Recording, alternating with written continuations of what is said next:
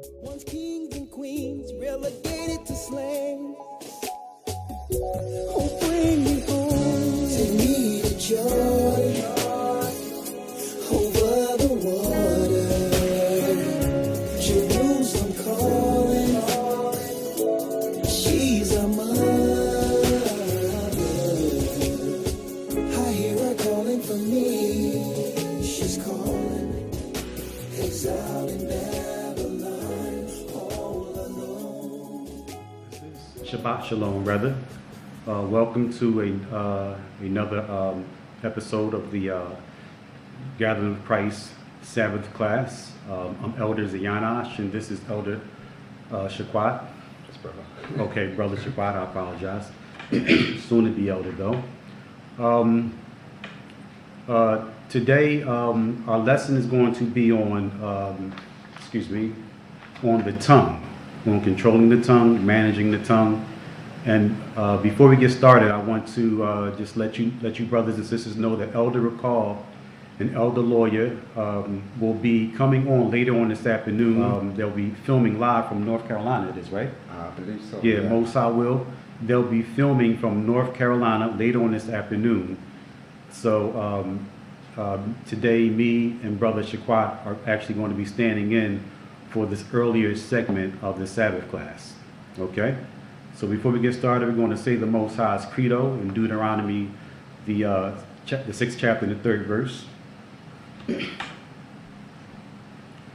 Shema Yasha'ala Ahaya Alahaya Nawa Ahaya Akkad. Shema Yasha'ala Ahaya Alahaya Nawa Ahaya Akkad. Shema Yasha'ala Ahaya Alahaya Nawa Ahaya Akkad. Shema Yasha'ala Ahaya Alahaya Nawa Ahaya Akkad.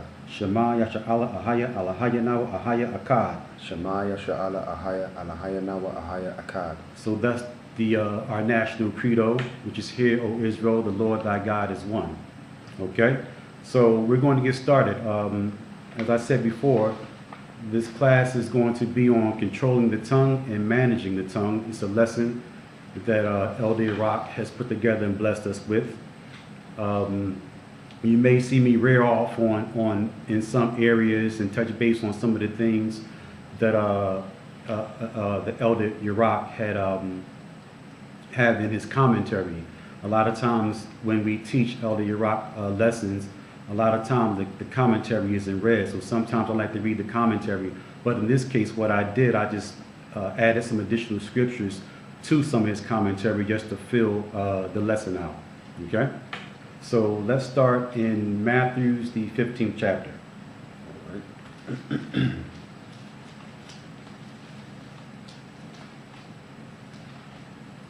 Okay, we're going to start out with the account of Yeshaya when the Pharisees had questioned him about why the disciples were eating and breaking bread without washing their hands. And Yeshaya responded to them and was letting them know that it wasn't important about what actually go into your body, but what comes out of your body. Okay, so even though a lot of times sometimes we don't say things verbally, it's what we think in our minds mentally that actually defiles us. And the Pharisees and the Sadducees had evil, wicked thoughts. So in most cases, that what came out of their mouths was perversion, okay, and deceit and guile against the Most High and against His truth. So let's start at Matthew 15 and verse 8. The book of Matthew chapter 15 and verse 8. This people draweth nigh unto me with their mouth, and honoreth me with their lips, but their heart is far from me. Right, and that's what a lot of us do sometimes. That's what the Pharisees and the Sadducees were doing at this time. But some of us today, we do this. A lot of times we draw near to the Most High with our lips, okay, in our conversation and saying, we love the Most High, we reverence the Most High, we respect the Most High. But a lot of times in our ways and in our minds, we show the Most High that we don't reverence and respect Him. Okay? So read that again. Verse 8. This people draweth nigh unto me with their mouth, and honoreth me with their lips, but their heart is far from me. Read. But in vain they do worship me, teaching for doctrines the commandments of men. Right, and a lot of times that's what we do. We teach the commandments of men. We teach some of the traditions. That's what we hold on to most of the time, instead of really exalting the Most High's laws and his statutes and his commandments. A lot of times we just really deal with the traditional aspects of what we want to incorporate in our own belief system. Okay, but we can't do that. We have to just stick strictly to the scriptures and do what the Most High commands us to do. Okay, read on. Verse 10. And he called the multitude and said unto them, Hear and understand. Not that which goeth into the mouth defileth a man, but that which cometh out of the mouth, this defileth a man. Right, so Yeshua was saying, listen, it's not what goes into your mouth that defiles you, but it's what come out of your mouth that defiles a man. What's in your thoughts, the intents of your heart, that's what corrupts you, and that's what makes you defiling to the Most High. Read on. Verse 12. Then came his disciples and said unto him, Knowest thou that the Pharisees were offended after they heard this saying? Right, so when Yeshua said what he said to them, they got offended. Read. After hearing this saying, verse 13, But he answered and said, Every plant which my heavenly Father hath not planted shall be rooted up. Right, so Christ was actually attacking them and bringing an accusation against them, and he said, listen, every plant that my Father have not planted shall be rooted up. Okay, so they were not planted in the understanding and in the knowledge of Yeshua. So that's why Christ told them that they would be rooted up. Okay, there's more on that?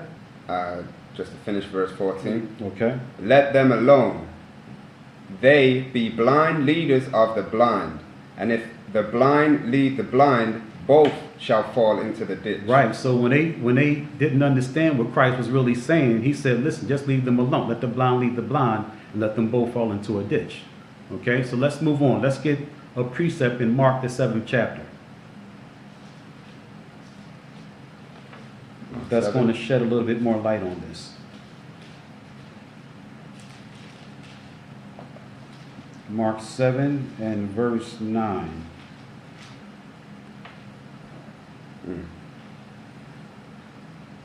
Yep. Read. And he said unto them, Full well ye reject the commandment of the Most High, that ye may keep your own tradition. Right, so this is another attack, or another accusation that Christ was bringing against the Pharisees and the Sadducees. He was saying, listen, you reject the commandments of the Most High so that you can keep your traditions. Okay, and this is something that we should not do. We should make sure that we adhere strictly to the commandments of the Most High and not deal with traditionalism or dealing with the traditionals that we learned from our forefathers or that we learned from just being in different belief systems. Okay, so let's get Matthew's, the 23rd chapter.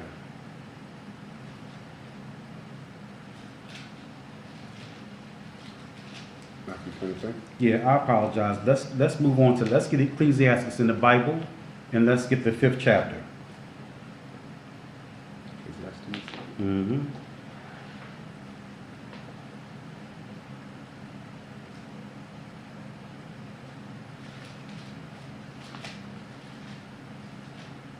So we have to understand that a lot of times it's just not what comes out of your mouth. A lot of times it's what's inside of your heart and what's inside of your mind also that defiles you. Okay. So we want to go over a series of scriptures that's going to go into some of the order that we should have when it comes to our tongue and how we need to discipline ourselves when we're in the congregation or when we're fellowshipping. Ecclesiasticus, the 5th chapter, and let's start from verse 1. Okay, the book of Ecclesiastes, chapter 5 and verse 1. Keep thy foot when thou goest to the house of the Most High. Right, so the Most High says keep your foot when you come into his house. That means to keep your foot means to watch your step when you come into the Most High's house. And a lot of times, often we don't do that. A lot of us don't watch our step when we come into the house of the Lord. When you come in fellowship with brothers and sisters and you're coming to get the teachings on the Sabbath or any other days that the elders are teaching, you have to be careful about what you say and how you conduct and carry yourself. All right, so read that again. Ecclesiastes 5 and 1. Mm-hmm. Keep thy foot when thou goest to the house of the Most High, Mm-hmm. and be more ready to hear than to give the sacrifice of fools. Right, so be more ready to hear than to give the sacrifice of fools. Okay, so we're dealing with the mouth and how you have to watch your tongue and watch what comes out of your mouth. And a lot of times we don't do that. Okay, so when we're coming and we're fellowshipping and leadership is teaching and going through lessons and going over the understanding, we have to just sit there for the most part and just, you know, receive the knowledge and receive the information instead of always wanting to comment and give a rebuttal. Okay? Read. Verse 2. Be not rash with thy mouth. Right. You see, the Most High said, don't be rash with your mouth, because your mouth can get you in trouble and you can say things out of time and out of order. Read. And let not thine heart be hasty to utter anything before the Most High. Right. So let not your heart to be hasty to utter anything before the Most High. The same thing similar that the Pharisees were dealing with. They were uttering perverse things in their mind. Even though they were uttering perverse things verbally to Yeshua and about Yeshua, they still had evil, wicked intent. And it starts in our minds. So read that again. And let not thine heart be hasty to utter anything before the Most High. Right, so let not your heart, let not your mind and your thoughts be hasty, be quickly, okay, to utter anything before the Most High, because when you're in class, okay, and you're fellowshipping and the Spirit is coming out and the knowledge and the information is coming out, you're in the presence of the Most High, okay, and you have to have respect and reverence as priest, as if you were in the Most High's presence, okay, read. For the Most High is in heaven, and thou upon earth. Mm-hmm. Therefore let thy words be few. Right, so let your words be few. Don't be in the habit of always wanting to raise your hand and reiterate something that the elder may have already said. Okay, read. For a dream cometh through the multitude of business, Mm-hmm. and a fool's voice is known by the multitude of words. Mm-hmm. When thou vowest, I think that's it on that, right? No, it's more than that. I want to go down to 6 actually. Okay, verse 4. Mhm. When thou vowest a vow unto the Most High, defer not to pay it, for he hath no pleasure in fools. Right, so when you vow a vow to the Most High, defer not to pay it. Make sure that you honor your commitments when it comes to the Most High. Read. Pay that which thou hast vowed. Mm-hmm. Better is it that thou shouldest not vow, than that thou shouldest vow and not pay. Right, so it's better for you not to make a commitment to the Most High than make a commitment to the Most High and not make good on that commitment. Read on. Suffer not thy mouth to cause thy flesh to sin. You see that? So suffer not your mouth to cause your flesh to sin. And a lot of times we don't examine that. We just utter things, we say things, we jump the gun, we put out things before it's time. And a lot of times we don't make good on it. Okay, so you have to just be mindful of what you say and how you say things and when you say things. Okay, let's move on. Let's get the Book of Wisdom in the Apocrypha, the 1st chapter.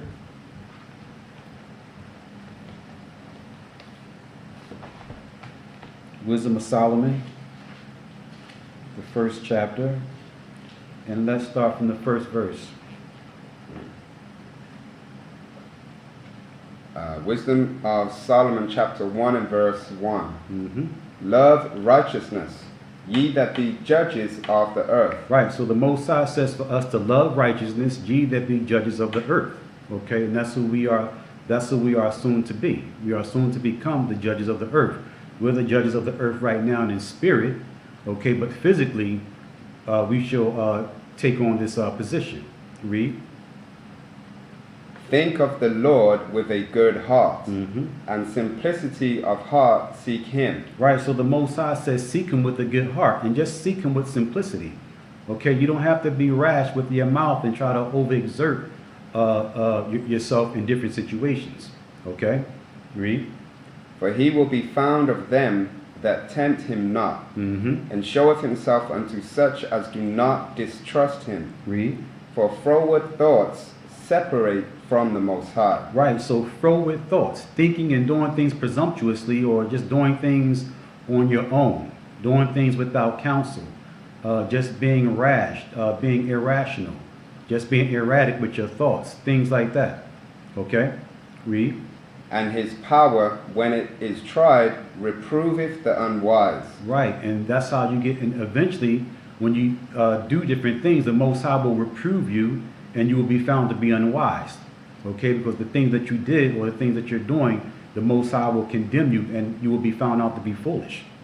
Okay, let's move on. Let's get Ecclesiasticus, the 20th chapter. So we're just touching base on the thought process of the mind and also the verbal process or the verbal communication when you're talking and using your tongue and actually speaking with your mouth, okay? So we're just jumping around and touching base on different aspects of using the tongue. You said Ecclesiasticus, right? Mm-hmm. Okay. 20 and let's start from verse 18. I think that's the only one, 20 and 18. Yeah. Mm-hmm. Ecclesiasticus in the Apocrypha, chapter 20 and verse 18. Mm-hmm. To slip upon a pavement is better than to slip with the tongue. Right, so the Most High said it's better to slip on a pavement than to slip with the tongue. Sometimes it's better for you to just take a fall than for you to say something, because once you say something, you can't pull that back. Once you utter something out of your mouth, there's no way you can't take it back once it goes forth. The same way the Most High, when he uttered his word, he can't take it back. Everything the Most High had said, it has to be fulfilled and played out in prophecy and played out in our lives. Okay, so that's something that you have to be careful, but you got to be careful with your tongue and be careful about what you say to people, how you say it to people, the approach you take with people. You got to always be mindful about what you're saying, okay? Let's move on. Let's get Ecclesiasticus, the 7th chapter. Still in the book of Sirach, and we're going to get Ecclesiasticus, the 7th chapter.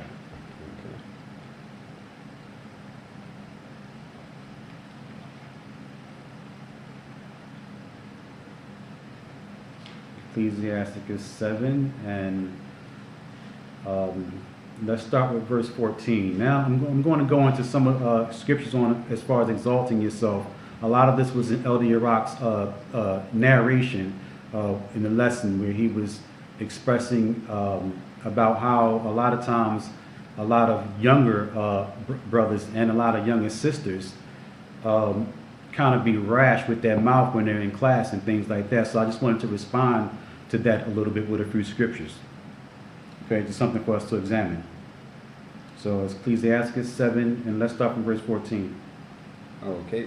Use not many words in a multitude of elders. Right, so use not many words in a multitude of elders. Okay, so some of you younger brothers and even some of you brothers and sisters who may had some time and tenure, a lot of times, you have to just be patient and be careful about how you respond when you're in front of the elders. Okay, or when you want to give a response and the elder is teaching or dealing with a situation, you got to be careful about how you address them. Okay, read that again. Use not many words in a multitude of elders. Read. And make not much babbling when thou prayest. Right, so the same way you don't want to babble too much when you're setting up a prayer, just be short and be brief. That's the same approach you want to take when you're dealing with leadership. Be short, be brief. If you're called upon to say something, say it. If an elder is discoursing and teaching, if there's not a need for you to intervene and interrupt him when he's teaching, please do not do it. Okay? So let's get let's move over to the 8th chapter. I'm sorry, let's jump down to verse 29. 29. Okay. This is Ecclesiasticus, or the book of Sirach in the Apocrypha, chapter 7 and verse 29. Fear the Lord with all thy soul, and reverence his priests. Right, so the Most High says, fear the Lord with all thine soul and reverence his priests. Read. Love him that made thee with all thy strength, and forsake not his ministers. Right, and forsake not the Most High's ministers. Okay, once again, I just want to touch base on how you got to just manage and watch your tongue when you're dealing with leadership. Okay, or when leadership is discoursing or talking or teaching, be not rash to utter anything. All right, let's move on. Let's get Ecclesiasticus, the 6th chapter, and the 33rd verse. Read. Ecclesiasticus chapter 6 and verse 33. If thou love to hear... Start from verse 32, please. Sorry. Verse 32. My son, if thou wilt, thou shalt be taught, and if thou wilt apply thy mind, thou shalt be prudent. Right, so the Most High says, my son, if thou wilt, thou shalt be taught. If you have a willing desire to be taught, you will be taught. If you have a willing desire to get the knowledge and get the information, pay attention and you will get it. Okay? And it says, read that again. And if thou wilt apply thy mind, thou shalt be prudent. Right, and if you're going to apply your mind, then thou shalt be prudent. So you have to be cautious. Okay? Read. Verse 33. If thou love to hear, thou shalt receive understanding. Right, so if you're the kind of person that like to hear, then you're going to receive understanding. Okay, not always running off at the mouth, not always having something to say. You're just a listener. Okay, you have to be a listener and learn before you can be a teacher. Okay, and before you can be one that opens your mouth and say some of the things that you would like to say. Read. And if thou bow thine ear, thou shalt be wise. So if you bow thy ear, you should be wise, because you should listen to the discourse of your elders. Read. Verse 34. Stand in the multitude of the elders, and cleave unto him that is wise. Right, so this is what a lot of us have to do, a lot of the younger audience. You have to just stand in the multitude of your elders, okay? And then you get the knowledge and get the information that way by watching your elder and learning from your elder. Not, versing your elder or exalting yourself over your elder or speaking over your elder. Right. Okay? Read. Verse 35. Be willing to hear every godly discourse. Right, so just be ready to hear. Like Ecclesiasticus, the 5th chapter, spoke about. When you come to the house of the Lord, just be ready to hear instead of giving this sacrifice of fools. But a lot of times we don't do that. A lot of times we want to teach. You understand? We want to expound. We want to say different things. Okay, and all the time that's not good. Okay, read. And let not the parables of understanding escape thee. Right, and let not the parables of understanding escape thee. So the things that leadership is talking about, the lessons and the studies that the elders bring out, don't let those things escape you, because that's how you grow and that's how you develop. And that's how one day, through you constantly listening to the studies and getting the understanding, then you'll be in a position one day to start teaching and start giving rebuttals or whatever, or adding to precepts to to the lessons. Okay, read. Verse 36. And if thou seest a man of understanding, get thee betimes unto him, and let thy foot wear the steps of his door. You see that? So you have to be in order. You don't go before him, you get behind him and you follow him. You don't go ahead. Okay? You get behind the elder and you constantly inquire about scriptural references, scriptural information, history, whatever the case may be. Okay, but you have to be in a position of a student. You have to become a pupil before you can become a master. Okay, read. Verse 37. Let thy mind be upon the ordinances of the Lord, and meditate continually in his commandments. He shall establish thine heart. That's what you have to do. There's more on that, excuse me. Just to finish, and give thee wisdom at thine own desire. Right, so you'll get the wisdom, okay? But you just have to be patient and deal with leadership, deal with your elders. You understand what I'm saying? Go under the rod, okay? Go under the discipline of being a student, okay? And learn and grow in the knowledge and in the wisdom. And then eventually, as time go on, when the Most High see fit, he'll endow you with the Holy Spirit. All right. So let's move on. We're still in Sirach. Okay, a few more scriptures in Sirach. Let's get Ecclesiastes, the 18th chapter, the book of Sirach, the 18th chapter, and let's read a little in there. So we're still dealing with the mouth. Okay, we're still dealing with different aspects of the mouth and how we use or how we misuse our tongue in different situations. Okay, let's get 18 and let's start at 21. Okay. No, let's start at 18. Ecclesiasticus, or the book of Sirach, chapter 18 and verse 18. Mm-hmm. A fool will upbraid churlishly, and a gift of the envious consumeth the eyes. Mm-hmm. Read. Learn before thou speak. Right, so the Most High says, learn before you speak. Before you comment, before you respond, just examine the situation first. Try to figure out what's going on. Try to digest the information before you be quickly or to utter something out of your mouth. Okay, because the tongue can get you in trouble.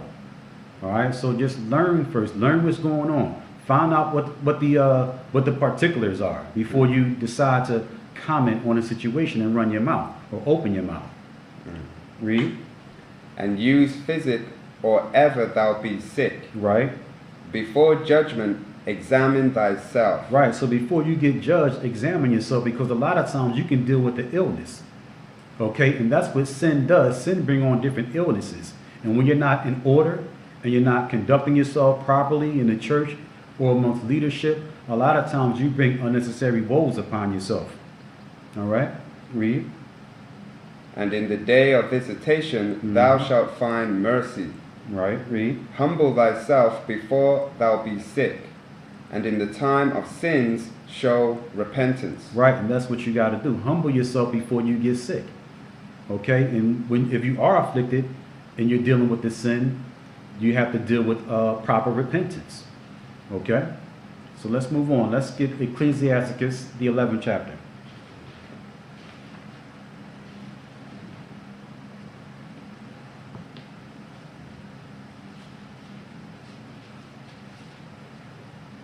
Let's start from verse 7.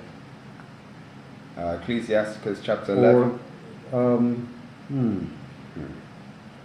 Wish we can go up some. Yeah, let's start from verse 7. We'll start from 7. Ecclesiasticus chapter 11 and verse 7. Mm-hmm. Blame not before thou hast examined the truth. You see that? So you can't blame anything. You can't squawk. You can't respond. You can't comment. You can't say anything. You can't open your mouth until you examine the situation first. You have to examine things. Okay, like I mentioned before. And a lot of times we're just quick with the mouth. We're just on the fly. Always want to respond. Always want to rebuttal. Always want to protect ourselves or just cover for our sin. You understand? Before leadership even get out completely what they want to say when they're trying to reprimand you, a lot of times we already have an excuse. Just receive the reprimand, keep your mouth shut, because 9 times out of 10, what do? We end up hanging ourselves. That's what your mouth do. Your mouth gets you in trouble. You know, all you gotta do is just keep quiet, just take the reprimand. But we're just so used to wanting to defend ourselves and used to just, flying off at the mouth. Okay, but there's dangers in that. And that's what we have to be mindful of, the dangers of the mouth and the dangers of the tongue. All right? So read on. Understand first and then rebuke. Right, so understand what's going on first, like I said before. Understand the particulars of the situation before you respond, before you want to go on defense. Okay, and start running your mouth and defending yourself. Understand what's going on, because you can make a mistake in that aspect too. All right, so read that again. Blame not before thou hast examined the truth. Right, read. Understand first and then rebuke. Mm-hmm. Answer not before thou hast heard the cause. You see that? Answer not before thou hast heard the cause. A lot of times we already got the answer ready. We got it. We in defense. Before we even finish what we're saying, you're already blurring out, cutting the elder off, cutting leadership off, just to get out what you need to get out. Okay, so you got to manage your tongue, you got to manage your mouth. Read. Neither interrupt men in the midst of their talk. Right, and neither interrupt men in the midst of their talk.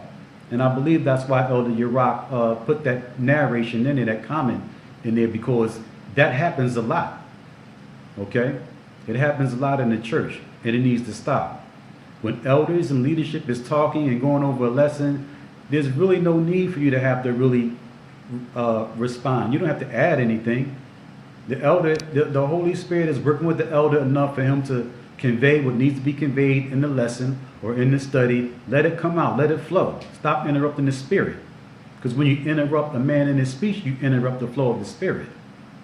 Okay, I don't know how many times leadership has brought that out. All right? Read. Verse 9. Strive not in a matter that concerneth thee not. Right, so don't strive in a matter that doesn't concern you. If it doesn't concern you, leave the situation alone. You don't have to, you don't have to feel compelled to want to intervene all the time. You understand? Your job right now is to come in and sit down and listen and get the knowledge. Okay, it's for the newer members. Okay, just come in for now. Just get the knowledge. I don't know what it is. It seems like there's brothers being the truth for 6 months, maybe a year, and they think they're scholars. They want to start telling leadership what to do. Okay, we have to examine that about ourselves. Okay, read on. And sit not in judgment with sinners. Right, and don't sit in judgment with sinners. That happens a lot too. That judgment is wicked judgment. Grouping up with other brothers and sisters because they may be dissatisfied with what's going on in the church or how things is going. And you start talking. You start running your mouth. Okay? It's off. The Most High is against that kind of behavior. All right? So read that again. Sit not in the judgment of sinners. And sit not in judgment with sinners. Read. Verse 10. My son, meddle not with many matters, for if thou meddle much, thou shalt not be innocent. See, don't meddle in too many matters. Don't always want to give an input. Don't be talking about this and talking about that. Don't be involved in this and involved in that, because you won't be innocent. But what did the brother say? What did you say? You added your 2 cents in there too. You was talking. You was running your mouth too, just like everybody else. You had a lot to say, right? But when it's time for a counsel, the cat got your tongue. You can't talk then. Let the cat have your tongue all the time. All right? Read. And if thou follow after, thou shalt not obtain, neither shalt thou escape by fleeing. You see that? So you're not going to obtain any benefit from that, and you're not going to be able to escape the punishment or the penalty. Read. Verse 11. There is one that laboreth and taketh pains and maketh haste, and is so much the more behind. I think that's it on that. I apologize. Let's move on. Let's get Ecclesiasticus, the 32nd chapter. Let's get more on the tongue and how brothers and sisters have to be disciplined when they're in class. And then this discipline is just not for class. Okay, I know I'm targeting the church atmosphere and the congregational environment, but even outside of the church atmosphere, when you're or the church environment, when you're just at work or just going about your daily life, you really got to watch what you say.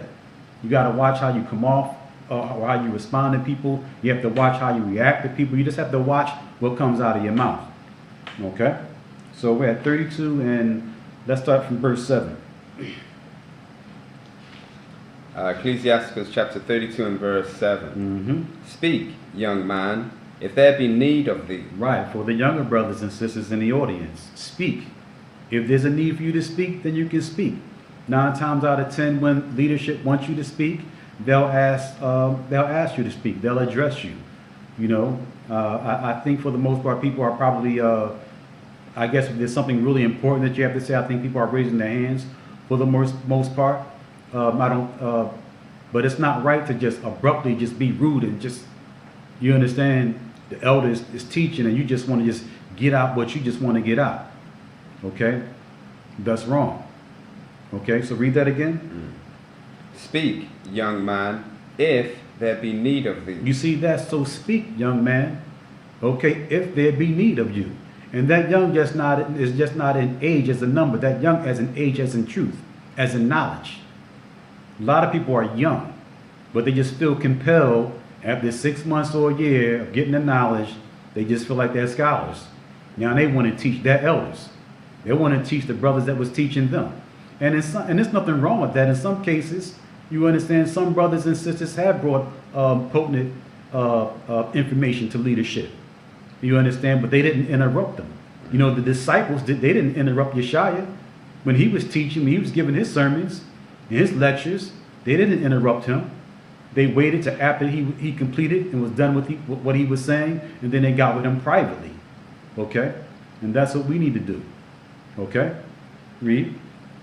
Speak, young man, if there be need of thee, and yet scarcely when thou art twice asked. You see that? And yet scarcely. So if there's an opportunity for you to say something and you need to say something, and leadership is giving you the floor to respond or say something, it's okay. You can do it. But do it scarcely. Okay? Don't consume the rest of the class. A lot of that happens too. Some people get up and they want to expound for 2 and 3 minutes. It's not necessary. Make your initial comment or statement and that's it. Sit back down. Read. Verse 8. Let thy speech be short, comprehending much in few words. Right. So whatever you want to say, let it be short. It doesn't have to be long and extravagant. You don't have to let people know how deep you are. Just let it be short. You understand? Answer the question with the precept or with a comment or a brief statement, and that's it. But you know how we do it. This is an opportunity now for us to shine. It's an opportunity for us to shine and to let everyone know that we're deep. And that's the wrong spirit to be in. Okay, so you got to manage that and you have to control that. Control your tongue. Okay? Restrain yourself. Okay, it's not necessary all the time to to just babble different things out. All right? Read on. The middle of verse 8. Be as one that knoweth and yet holdeth his tongue. You see that? How come we can't do that? But, I guess it'd be itching us a lot of times. You know something. Because you know something doesn't mean that you have to always respond and put out what you know. You don't have to do that. You can just relax sometimes. Let the elder continue to teach what he's teaching. It's not necessary for you to intervene all the time because you know something or you may have studied that particular that particular understanding or that particular information. So now you got to go ahead and you got to shine now. It's unnecessary. Read that again. Be as one that knoweth and yet holdeth his tongue. You see that? Why can't we just be one that just know and just hold our tongue? Why can't we do that? Read. Verse 9. If thou be among great men, make not thyself equal with them. That's the mistake a lot of y'all make. A lot of us have made. Okay? I've done it in the past. You understand? And got smashed. Got debased by leadership. I've done it when I was first coming up. Okay, but I was off. It was an opportunity for me to shine and show that I knew something. But I was in error. Okay? So read that again one more time.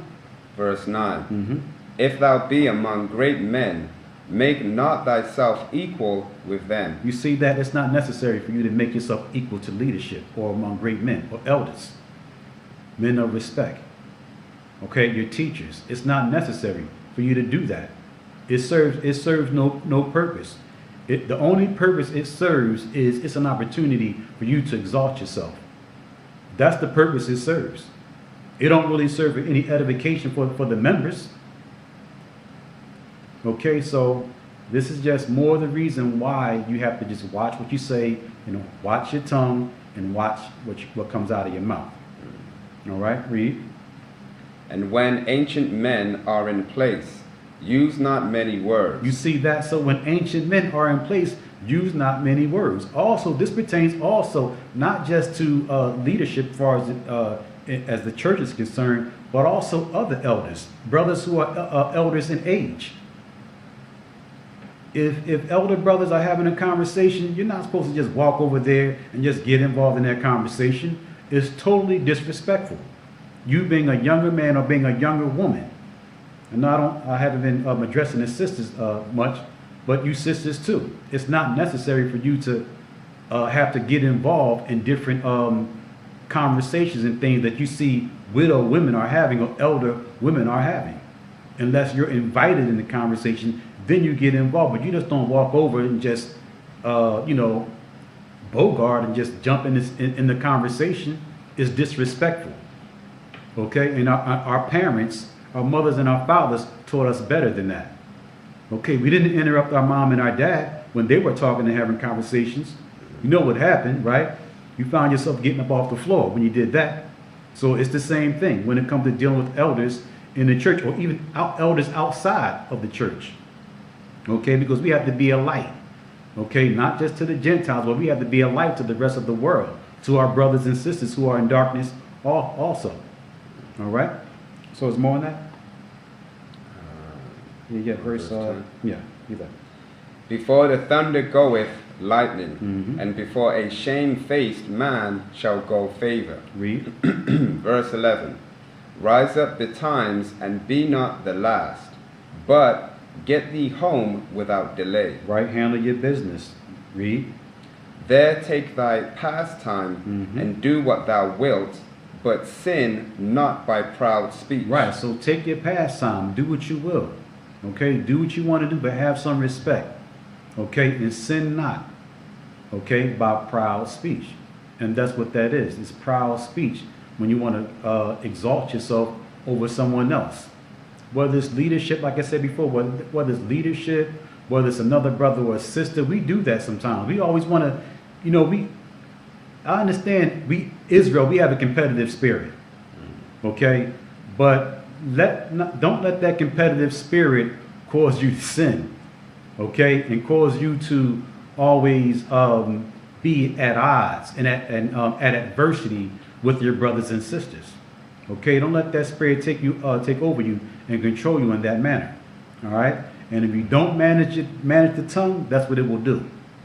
Okay? So let's move on. Let's get Ecclesiasticus. We're still in the book of Ecclesiasticus, excuse me. The 4th chapter.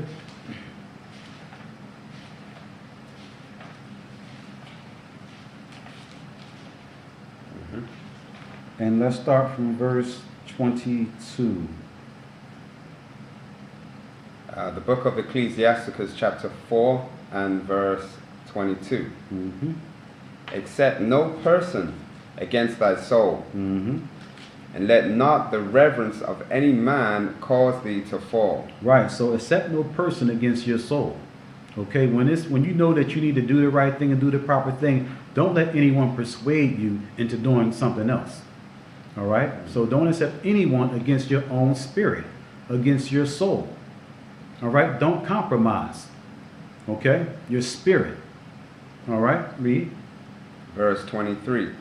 And refrain not to speak when there is occasion to do good. You see that? So when there's an occasion to do good, then you can feel more comfortable about speaking. But a lot of times when there's an occasion to do good, something that's simple, a lot of times we don't react to that. You understand? When there's a situation and it's an opportunity for you to say something positive and constructive to a brother or sister, a lot of times we don't take advantage of that opportunity. But that's when the Most High is dealing with you then. Those are the opportunities when you open your mouth, that's what he respects then. You understand? You restoring a brother or sister in a spirit of meekness instead of being harsh and cruel towards them. But a lot of times we don't sway that direction. We look for other opportunities to exalt ourselves. Excuse me. Those are the opportunities we look for. Okay, read that again.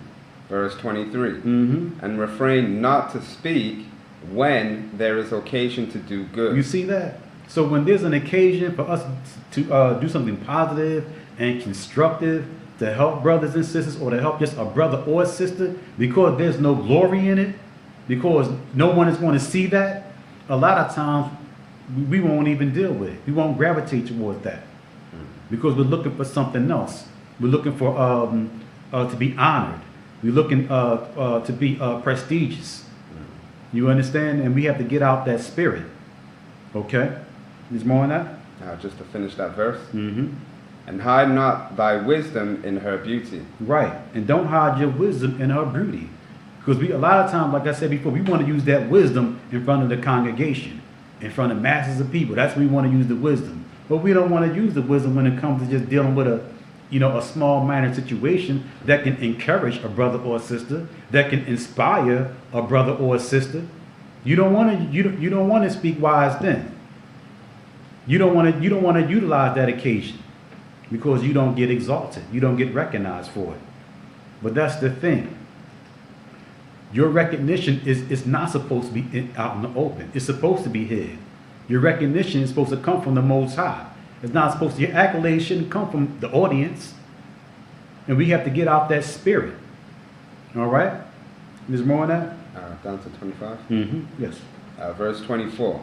For by speech wisdom shall be known, and learning by the word of the tongue. Right. So by speech wisdom shall be known. So by a man's speech, you can tell what kind of level he's on. You can tell whether he's intelligent or you can tell whether he's foolish. Read. In no wise speak against the truth. Right. And in no wise speak against the truth. All right. There's more on that?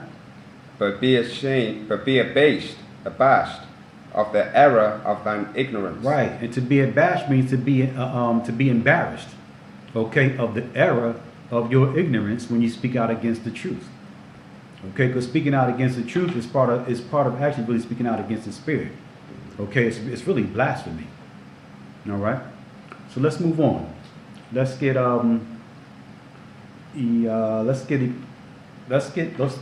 back in the Bible, and let's get Ecclesiastes, the 10th chapter. I'm bouncing around, okay? So just bear with me. And we're still touching base on the tongue, on how we have to watch our mouth and watch what we say and watch what comes out of our mouth.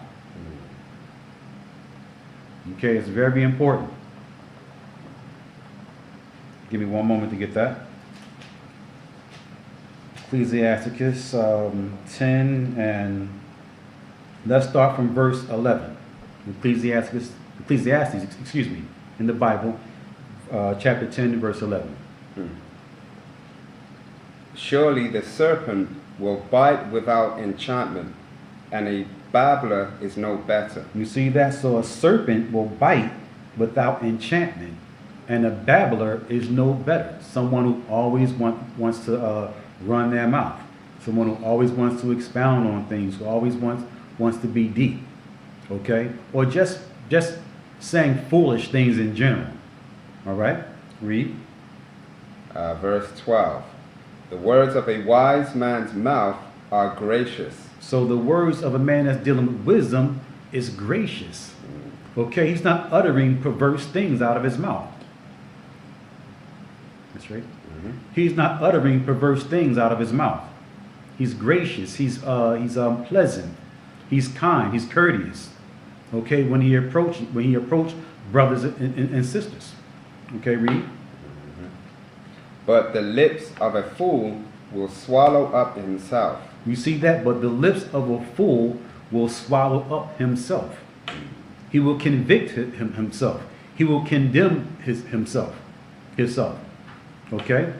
He will embarrass himself. All right? Read on. Verse 13. Mm-hmm. The beginning of the words of his mouth is foolishness. You see that? So the beginning of the words of his mouth is foolishness.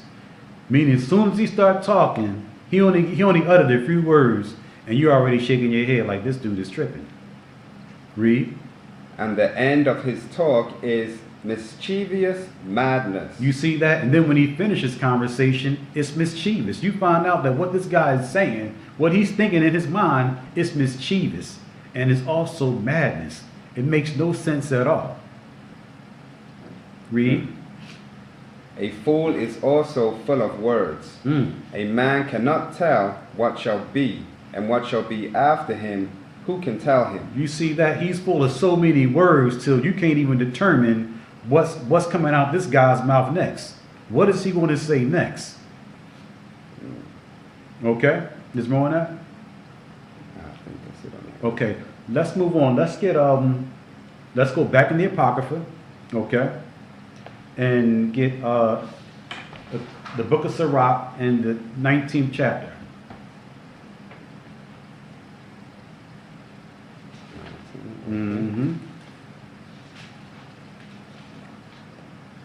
So we have to make sure that we don't find ourselves in this position as appearing and being foolish, okay, with ourselves and also with other brothers and sisters by constantly running our mouth and always having something to say. You know, I want to give a testimony. I used to work with a guy at a construction company, and this guy, he had an imaginative mind, and this guy used to lie so much. We named him the Lion King. Oh, damn. Because that's how bad this guy used to run his mouth and lie. It was terrible. Where we at again? I'm sorry. We're at Ecclesiastes 19 and 6. Okay. Because that's what, in actuality, that's what happens. That's what you're really going into. When you're dealing with foolery and you're constantly running your mouth and you always have something to say, 9 times out of 10 you're lying. You're dealing with a false tongue. 9 times out of 10, because you always have something to say. You always have an adventure to tell somebody. Okay, and a lot of times people be lying. Okay, so we have to make sure we don't fall in that category. All right. 19 and 6, right? Ecclesiasticus 19 verse 6. Okay. He that can rule his tongue shall live without strife. You see that? So he or she, okay, like I said, I apologize for leaving you sisters out, okay, but he or she, okay, that can rule of their tongue, it says, right, shall live without strife. See, if you control your tongue and control your conversation, your approach, some of the things that you say, your response, you understand the scripture says that a smooth answer turneth away wrath. So even your response, sometimes you have to just examine that and take a look at that too, because that can cause strife and cause problems, okay, and lead to further arguments. All right, read. And he that hateth babbling shall have less evil. And he that hateth babbling shall have less evil. So if you just keep your mouth shut most of the time, you'll have less evil. But if you're the kind of person that's really talkative and you always want to talk about this and always want to talk about that, and you're babbling about this and babbling about that, 9 times out of 10 you're going to have a lot of friction in your life. Okay, read. Rehearse not unto another that which is told unto thee. Right, that's another issue. Okay, running your mouth. Okay, you got to watch the tongue. Don't rehearse something that has been already told to you by somebody else. Okay, don't repeat it. Read. And thou shalt fear never the worst. Right, and you don't have to worry about fearing the worst. What's the worst? Someone tell you something, you go run your mouth and tell somebody else, now you're in trouble for running your mouth. That's the worst. That's what can happen. Or you can get incriminated, you can get indicted, you can be part of mixed up. You can get charged with conspiracy. There's all kind of dangers when it comes to running your mouth when you don't manage your tongue and bridle your tongue. Read. Whether it be to friend or foe, talk not of other men's lives. You see that? I know a lot of people don't like this scripture. Whether it be a friend or whether it be a foe. A foe is an enemy. Oh, so we can't talk about our enemies' lives either? I know that bothers a lot of people. Because, you know, we're rough on our enemies. Okay? But read that again. Whether it be to friend or foe, talk not of other men's lives. You see that? So whether it be a friend or a foe, talk not about another man's life. It's none of your business. It's none of your concern. unless you're really having the conversation and you're being genuine about it, and you want to assist a brother, you want to help someone out, then I can see you going to an elder or going to another brother or sister and saying, listen, I think brother so-and-so or sister so-and-so is dealing with a situation. Is there anything we can do to help them out? But we don't do that. We backbite. We murmur. That's what we do. And it's off. So we have to watch our mouth and watch the tongue. All right? Read. And if thou canst without offense, reveal them not. You see that? And if you can, without offending them, reveal them not. Don't expose them. It's not necessary for you to expose them. If you can pull a brother or sister to the side and talk to them, do that. Okay? A lot of times we don't want to do that. This is an opportunity now for us to exalt ourselves and expose someone else. What kind of spirit is that? What kind of vibration is that? I just wanted to touch base on that too.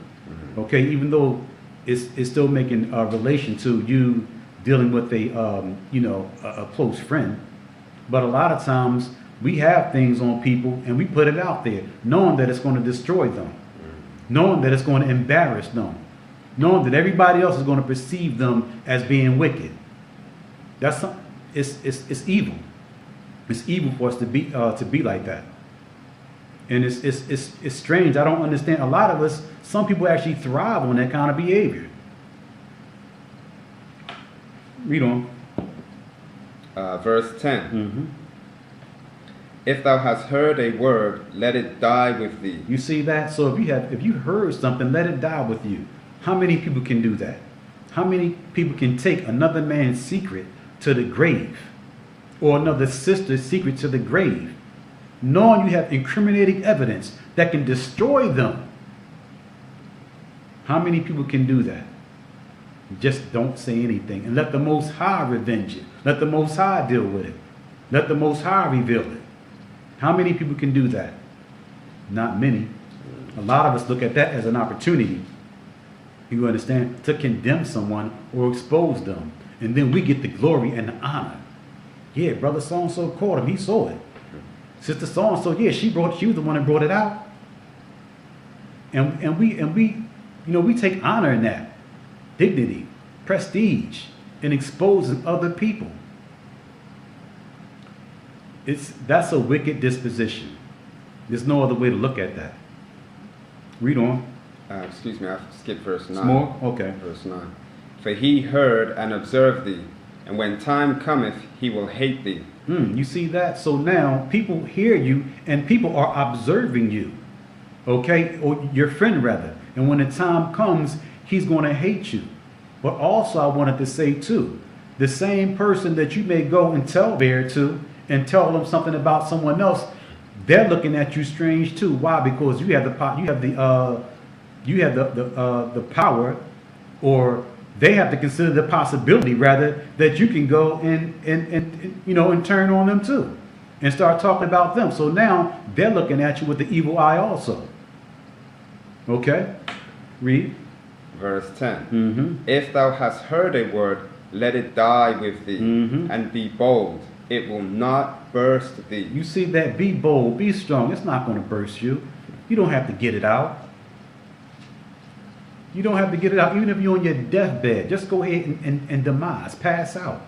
You don't have to, be evil and be upset and be mad and I'm going to tell the story now because I'm on my way out. A lot of people do things like that too. A lot of things come out on people's deathbeds. You understand? I can testify to that. I had a situation like that I was dealing with a family member. And when my mom and her demise, that's when all this stuff started coming out. You understand? And it was off. Read. Verse 11. A fool travaileth with a word. Travaileth with a word as a woman in labor of a child. You see that? Wait a minute. So a fool travaileth with the word as a woman. You know what the Most High is saying, right? That's a feminine spirit. Straight up. When you travail with the word as a woman, okay, and then you holding on to it as a woman that's getting ready to bring forth a child, meaning you're itching to get it out. You're itching to get it out. itching to get it out. Man, I just can't wait. As soon as I see Sister So-and-so, look, you texting. You're not even waiting till you get home. You texting while you in the car. I'll be right over, girl. Listen, I got something to tell you. All that is off. Read. As an arrow that sticketh in a man's thigh, so is a word within a fool's belly. You see that? As an arrow that stick in a man's thigh, so is the word in a fool's belly. That's how embedded it is inside of us. Read. Admonish a friend. It may be he have not done it, and if he have done it, that he do it no more. You see that? So you can admonish your friend because it's a possibility that he didn't do it or he didn't say it. Okay, read. Admonish thy friend. It may be he have not said it, and if he have, that he speak it not again. You see that? So if it's a situation you feel like you can recover y'all brother and sisterhood, then you admonish him, you correct him and say, listen, not what you said was off. I didn't appreciate it. Same thing with this sister. You go to him. You talk to him about it. You do it Matthew 18 and 15. Okay? And you discuss it and you talk about it and see if y'all can come to an agreement to still endeavor to keep the unity of the brother and the sisterhood. Read. Admonish a friend, for many times it is slander, and believe not every tale. You see that? So a lot of times it be slander. A lot of times somebody didn't even say something, but it's other people out there just putting other stuff out there. You understand what I'm saying? And saying, yeah, he said this, he said that, he did this, he did that, and you didn't do anything. The brother didn't do anything. Now everybody upset because somebody's running their mouth, because somebody's dealing with the tongue. Everybody's upset. No, man, I don't know what the brother's talking about. I didn't say anything.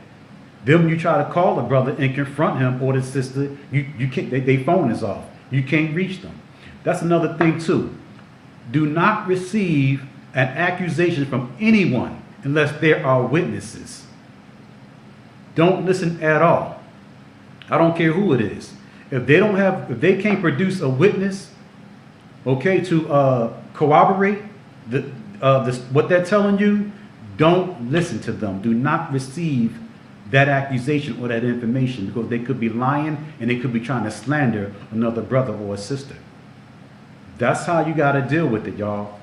Listen, hold up, wait a minute. Can you go get a witness, or can I get a witness? Can I go get someone before you tell me what you're about to tell me? That's what you need to do to cover yourself, because you will be partaker in another man's sins. All right, so be careful with that. But this is what the tongue do. This is what the mouth do. It gets people in trouble. It causes all kind of confusion because we don't want to bridle our mouth. We don't want to control the things that we say, because people have this it's demonic. That desire and that need to murmur and backbite is satanic. And when you're dealing with that, you need to examine yourself. When you feel like that, know that something is wrong when you want to go and tell bear and backbite and just talk and gossip about other people's lives and about things that don't pertain to you. Know that something is wrong, that you're dealing with a spirit. All right? So let's move on. Or is there more on that? Verse 16, just to finish up. Mm-hmm. There's one that slippeth in his speech, but not from his heart. You see that? So sometimes some people will say things and they slip with their speech, but it may not come from their heart. Okay? A lot of people make mistakes. You understand? A lot of people say things and blurt things out of anger. You know, out of just being, emotional or just being upset. But it doesn't mean that they actually really feel that way. Okay? Read. And who is he that have not offended with his tongue? You see that? We're all guilty of offending at one time or another with our tongue. All of us are. Okay? So no one is exempt. Okay? From offending other brothers and sisters with our tongue.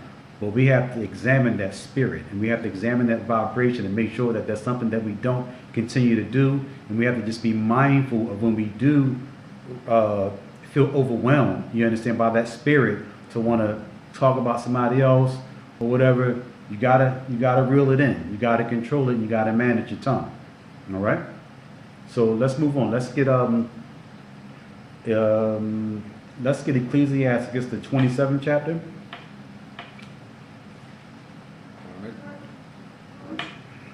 As a matter of fact, let's get before we get that, let's get Proverbs the 11th chapter. Proverbs 11 and 13.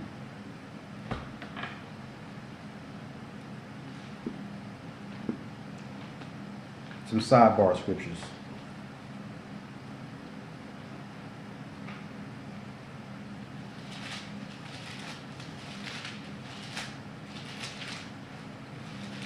Proverbs 11 and 13, and I also want to get into the law too.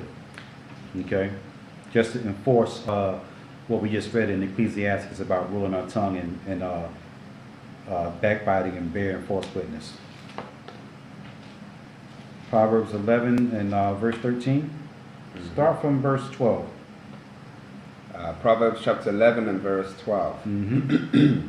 He that is void of wisdom despiseth his neighbor. You see that? So when you're void of wisdom and the Holy Spirit is not dealing with you, the Most High is not dealing with you, when you've been abandoned by the Holy Spirit because of your wicked thoughts and your deceit and your sin. Read that again. He that is void of wisdom despiseth his neighbor. You see that? This is how you act. This is how you behave. Okay, when you're not dealing with wisdom. When the Spirit of the Most High is not in you, you don't have any respect for no one. You don't have any concern about anyone.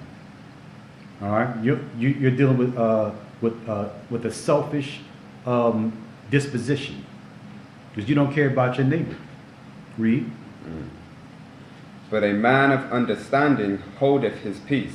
You see that? But a man of understanding will hold his peace. Read on. A talebearer revealeth secrets. You see that? So a talebearer revealeth secrets. He'll rat you out. He'll snitch, whatever. He'll, tell other people about your business, about what's going on inside your home, about what happened to you in your personal life. This is what people of no wisdom do. People who are not dealing with the Holy Spirit. Because once the Holy Spirit leaves you, who enters into you? Satan. Okay, so Satan don't care about other brothers and sisters. He don't care. He want to cause confusion. He want to cause division and discord. That's his job. That's what he do. All right? Read on. But he that is of a faithful spirit concealeth the matter. You see that? But so when you're of a faithful spirit, a trustful spirit, a righteous spirit, you'll conceal the matter. There's no need for you to expose this brother. There's no need for you to expose this sister. You wouldn't want anyone to expose you if you made a mistake or if you were in the spirit of error. You would want to be restored in the spirit of meekness. And that's what you have to do. That's what we have to do a lot of times. Most of the time, all the time, that's what we have to do. Now, there is some cases where you do have to put someone out there, you understand, you have to mark them in front of the congregation because they have this consistent track record of just being rebellious and disobedient. So yes, during those particular times, yes, you got to expose this brother. You got to let the congregation know this brother or this sister has been doing because they'll damage other brothers and sisters. So in that respect, yes, you have to put it out there. You got to reveal it.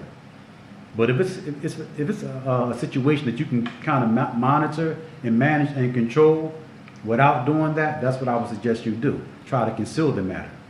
All right? So let's move on. Let's get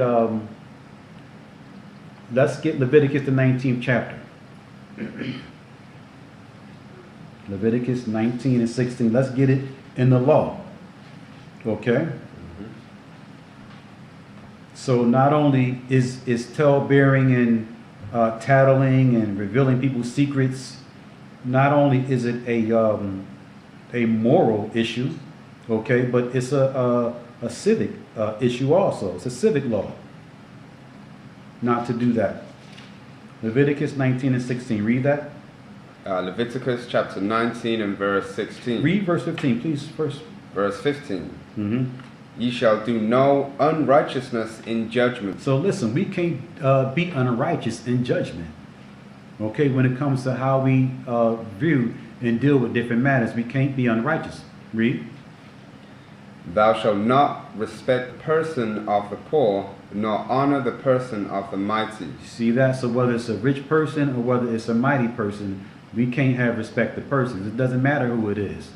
So because a person is poor it doesn't mean that we're not supposed to have the same amount of respect that we should have for someone that's rich. We got to deal with them both equally. All right, read. But in righteousness shalt thou judge thy neighbor. That's right. Read. Thou shalt not go up and down as a talebearer among thy people. Right. So that's not what we're supposed to do. We're not supposed to go up and down as a talebearer, as someone who's bearing tales, bearing a tale here, bearing a tale there, going from house to house. Okay, we're not supposed to do that. All right, read. Neither shalt thou stand against the blood of thy neighbor. I am the Most High. Right, and we shouldn't bear false witness against a neighbor to have him condemned or put to death. All right, let's go back in the Apocrypha and let's get a little more on ruling the tongue. Let's get Ecclesiasticus, the 23rd chapter. The book of Sirach, the 23rd chapter, rather.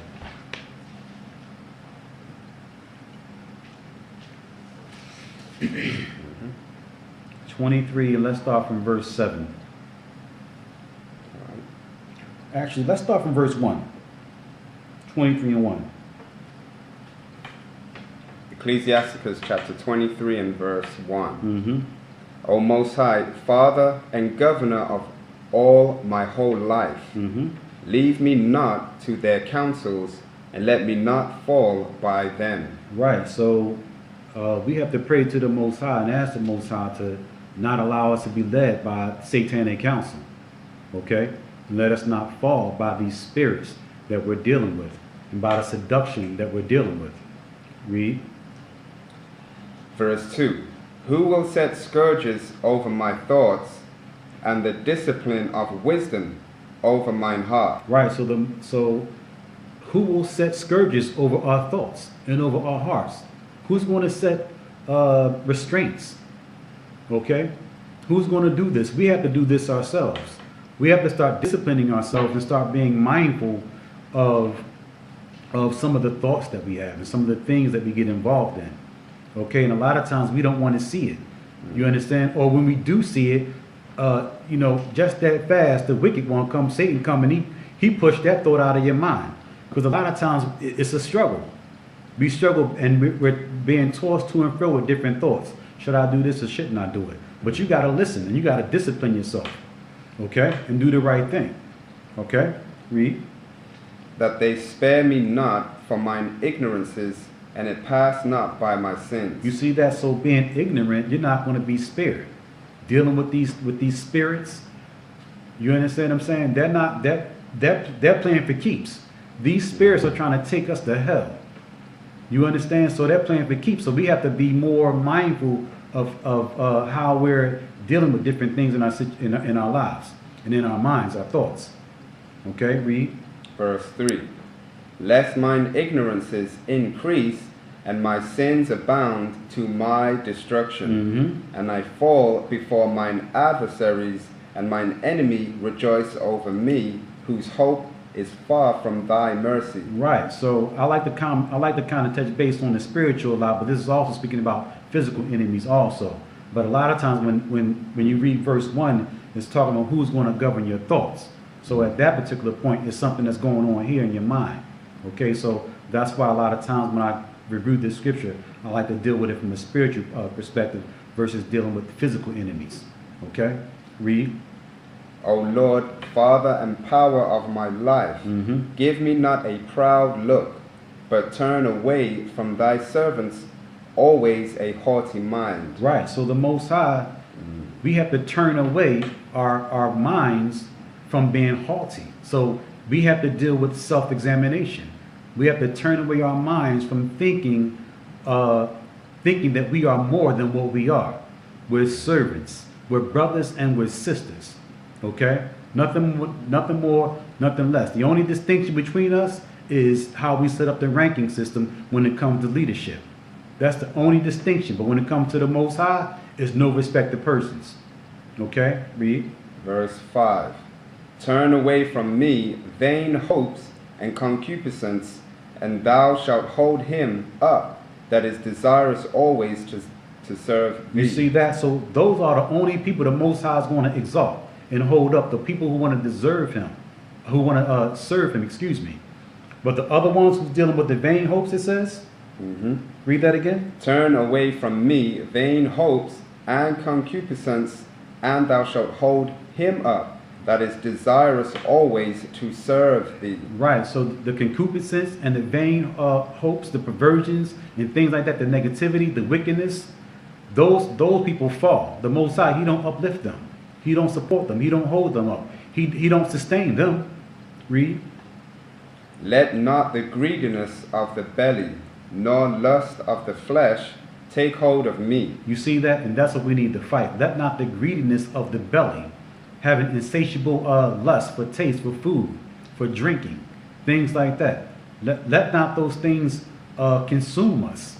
And what else does it says again? Nor lust of the flesh. Right, nor the lust of the flesh take control of us and lay hold to our bodies also. All right, read. And give not over me, thy servant, into an impudent mind. Right, and don't be given over to a weak mind. All right, read. Hear, O children, the discipline of the mouth. He that keepeth it shall never be taken in his lips. You see that? So he that manage what comes out of his mouth and what comes out of his and how he utilize his tongue shall never be taken with his lips, because you can get caught with your lips. Your mouth can get you in trouble. Can get you in trouble just by running your mouth. And then you'll say, darn man, I wish I would have never said anything. It's too late for that. You should have bridled your tongue. Read. Verse 8. The sinner shall be left in his foolishness. Both the evil speaker and the proud shall fall thereby. You see that? So you're going to be left in your foolishness. The evil speaker and the one who's proud shall fall together. Read on. Verse 9. Accustom not thy mouth to swearing, neither use thyself to the naming of the Holy One. For as a servant that is continually beaten shall not be without a blue mark, so he that sweareth and nameth the Most High power continually shall not be faultless. Right. So we have to make sure that we don't use the Most High name in vain, and that we don't constantly swear, especially when we're babbling and talking. That's what a lot of people do. That's what the foolish do. You know, they talk so much, and in the process they're swearing and using the Most High's name in the process while they're talking. Okay, let's move on. Let's get Ecclesiasticus, the 26th chapter. Okay. 26. Yes, sir. 26, and let's start from verse 4. Just want to touch base on a few things for sisters.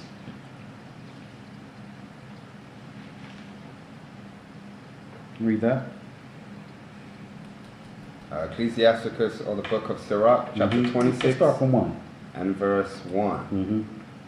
Blessed is the man that hath a virtuous wife, for the number of his days shall be double. A virtuous woman rejoiceth her husband, and he shall fulfill the years of his life in peace. So the Most High says, blessed is a man that hath a virtuous woman. Right?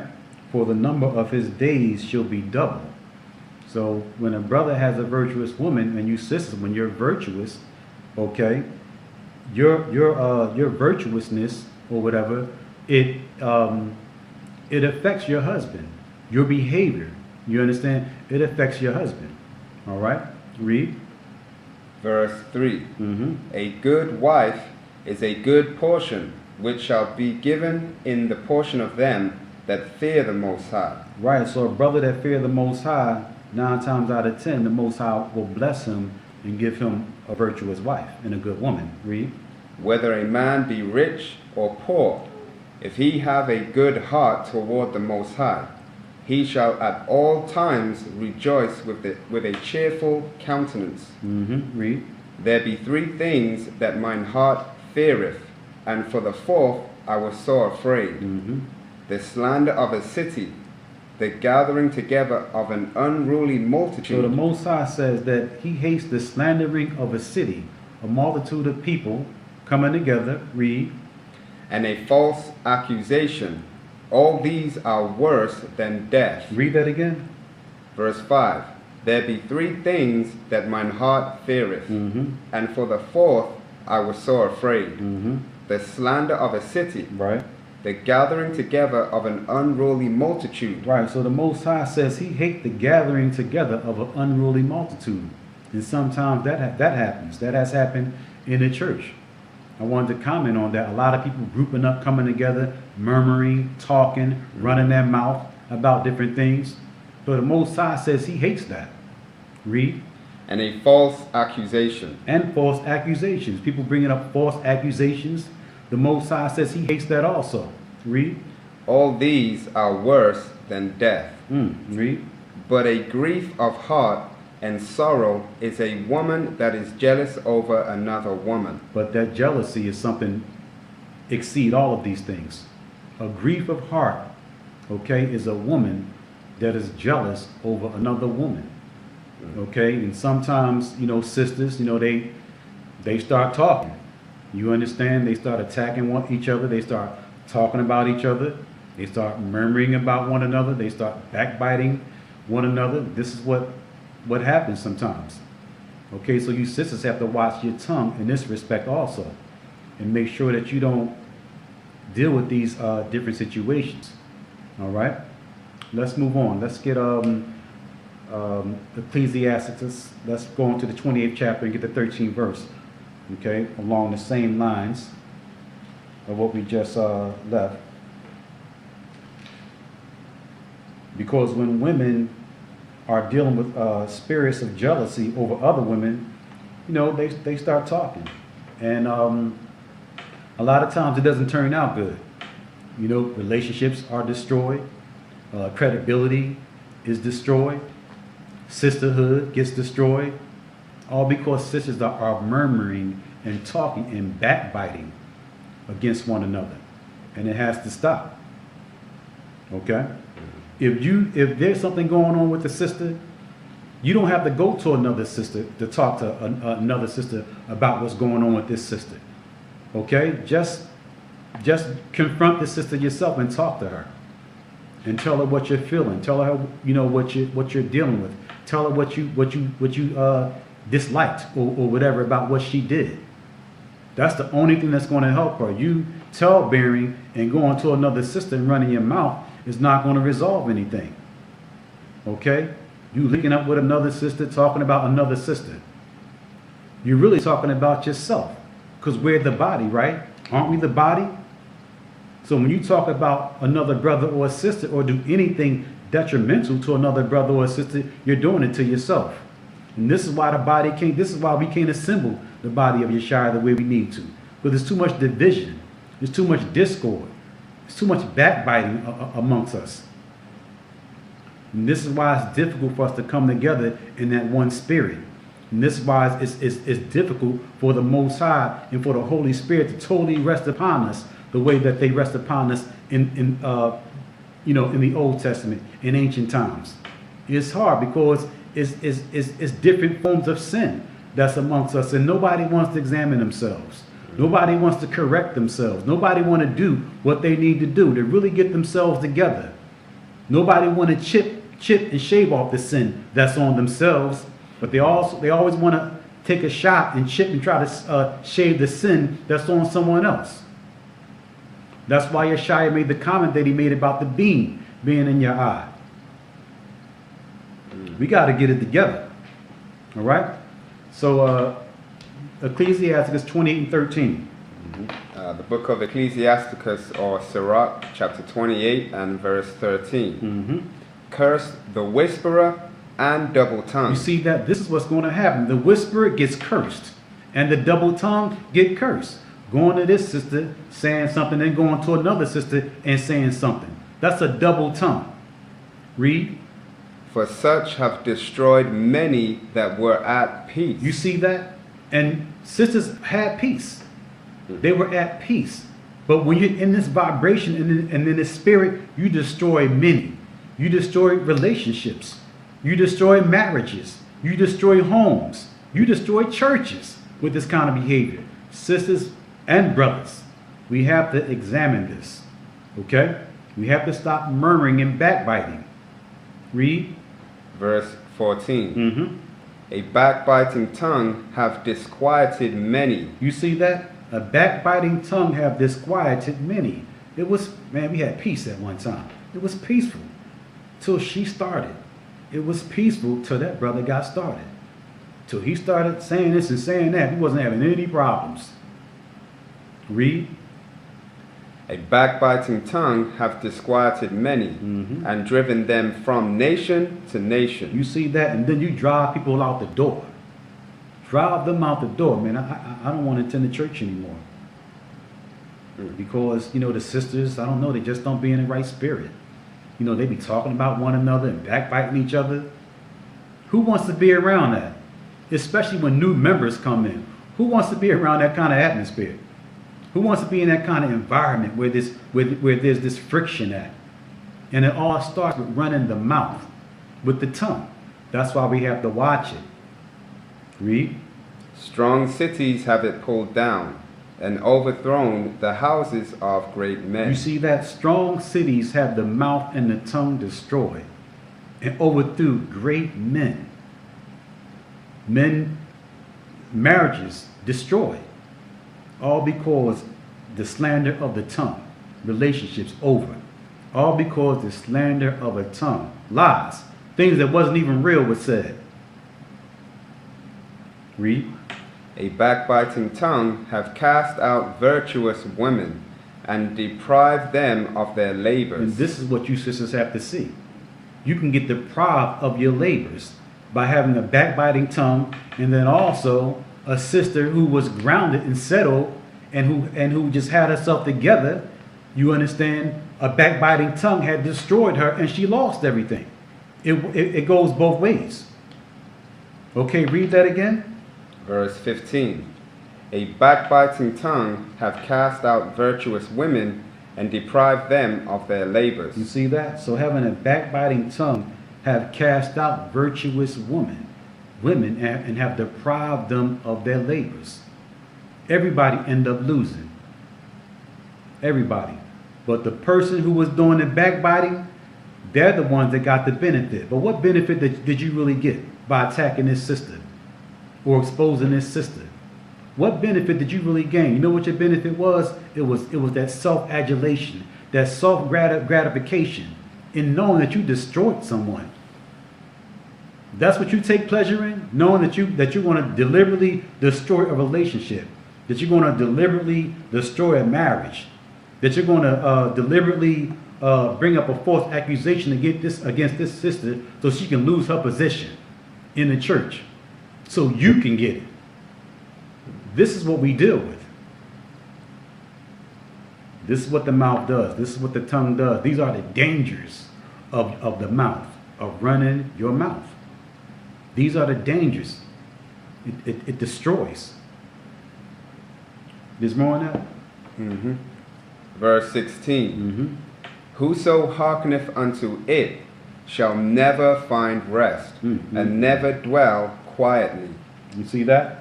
The stroke of the whip maketh marks in the flesh, but the stroke of the tongue breaketh the bones. You see that? Listen, give me 40 lashes. I'll take the whip, okay? Before I let somebody just lie on me. Listen, I'll don't lie on me. Don't say that. Don't put that out there. It'll destroy me. Just give me the 40 lashes, and I'm good. That's interesting, isn't it? That's how much damage the tongue can do. Right. You rather take 40, man, give me time in prison. But please, don't start talking. That's sad. It's really sad. Read on. Verse 18. Many have fallen by the edge of the sword, but not so many as have fallen by the tongue. You see that? A lot of people have fallen and died in wars by the edge of the sword. But more people have died by the tongue because of what was said. Okay? More people have died. And y'all see that every day. Not every day, but almost every day. A lot of people dying in our neighborhoods and in our communities because of what somebody said. Well, he said it. Well, she said it. That's what they said. I heard him say it. And then you got Jake. He gonna go home and get the gun. He come back, yo, what you say? All because of tale-bearing, murmuring, backbiting, lying, slandering, all over the tongue, all over the mouth. This is what happened. Millions of people have died. Okay? And there's a lot of people in prison over the mouth. It's terrible. Is more on that? That's it? Yeah, that's it. Okay, let's move on. Let's go back to the Book of Wisdom of Solomon. Excuse me.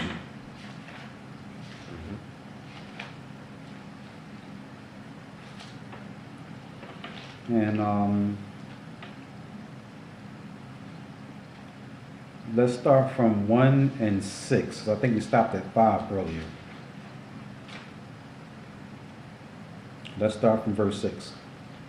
All right. We're almost done, brothers and sisters. Wisdom of Solomon, chapter 1 and verse 6.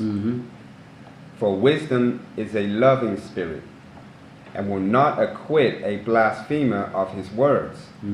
For the Most High is witness of his reins, and a true beholder of his heart, Right. and a hearer of his tongue. You see that? Read that again from the top. I'm sorry, 6.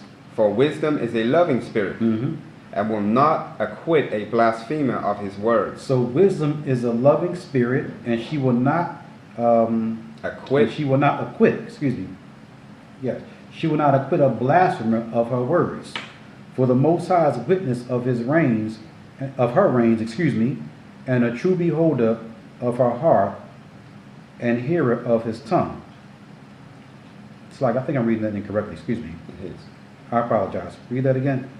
For wisdom is a loving spirit, and will not acquit a blasphemer of his words. Right. For the Most High is witness of his reins, and a true beholder of his heart, and a hearer of his tongue. Right, so I apologize.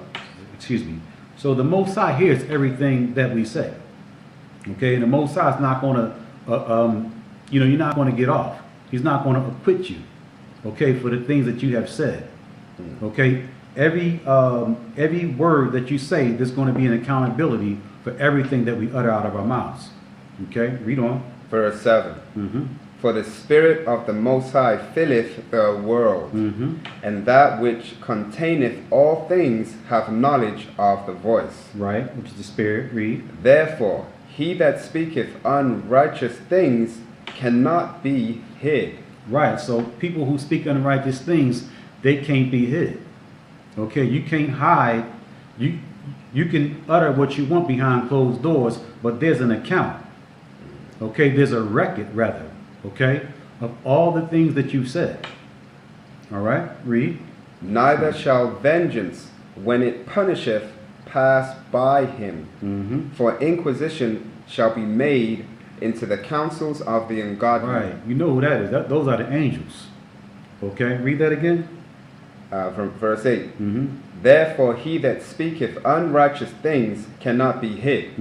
Neither shall vengeance, when it punisheth, pass by him. See, so the vengeance is not going to pass by you. It's not going to pass over you. It's not going to go around you. It's going to come straight to you. Read. For inquisition shall be made into the counsels of the ungodly, and the sound of his words shall come unto the Most High for the manifestation of his wicked deeds. You see that? So everything you said is going to go on instant replay.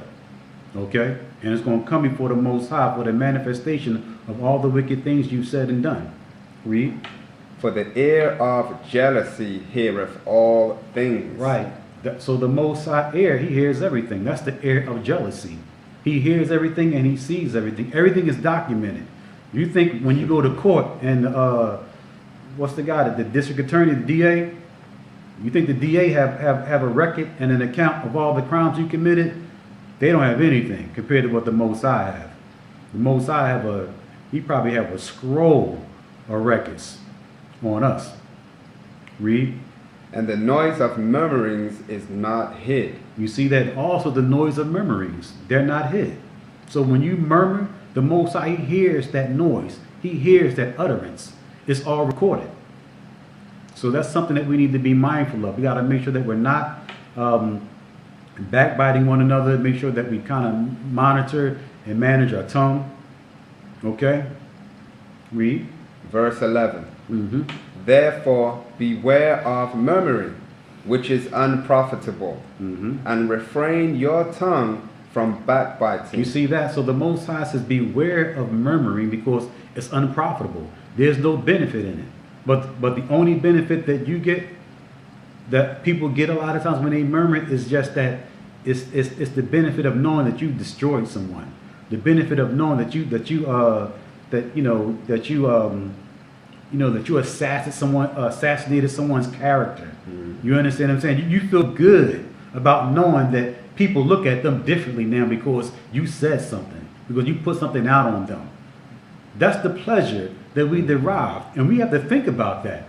I mean, you really have to think about that. Like, who would be in such a vile, wicked spirit? Who would take pleasure in something like that, in destroying someone else, in exposing someone else? Who would do that? Who would feel a sense of joy? You got to really examine. That's a vile, wicked vibration to feel good about that. Like, it's a sigh of relief now. They're exposed. Or I put it out there. Everybody know now that she not what they really think she is, or we're brothers, or he not what they really think he is. He's exposed now. Sad. It's really sad that we're like that. Let's move on. Is there more on that? Just to finish the verse. Therefore beware of murmuring, which is unprofitable, and refrain your tongue from backbiting. For there is no word so secret that shall go for naught. You see that? Sorry, excuse me. And the mouth that belieth slayeth the soul. So there's no word that's going to go for naught. You understand? So we have to refrain. Okay, we have to restrain yourself. You understand? I'm not telling you to put your hand over your mouth, but because it starts in your mind first. So you got to figure that out. You got to be mindful and cautious that when you come up against these different situations, that you just want to, you want to think about it before you actually just go out there and just try to just attack anyone.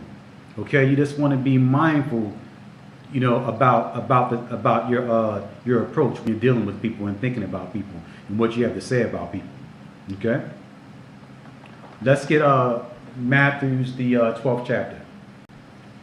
Okay, Matthew 12. Yeah, hang in there, brothers and sisters. We're almost done. Matthew's 12th chapter.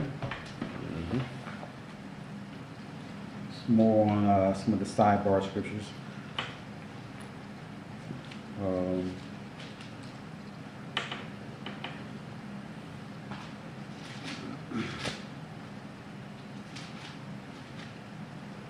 Matthew's 12, and let's start from verse 34. The book of St. Matthew, chapter 12, and verse 34.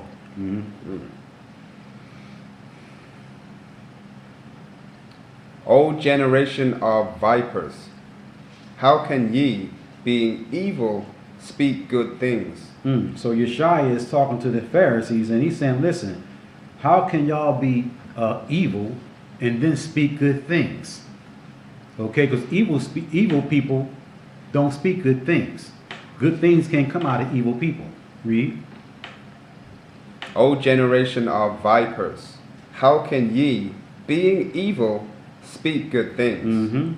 For out of the abundance of the heart, the mouth speaketh. Right. So out of their minds, the abundance of their heart, the things that they were imagining and thinking, okay, and the adversity they had with Yeshua, okay, those were the things that was coming out of their mouth.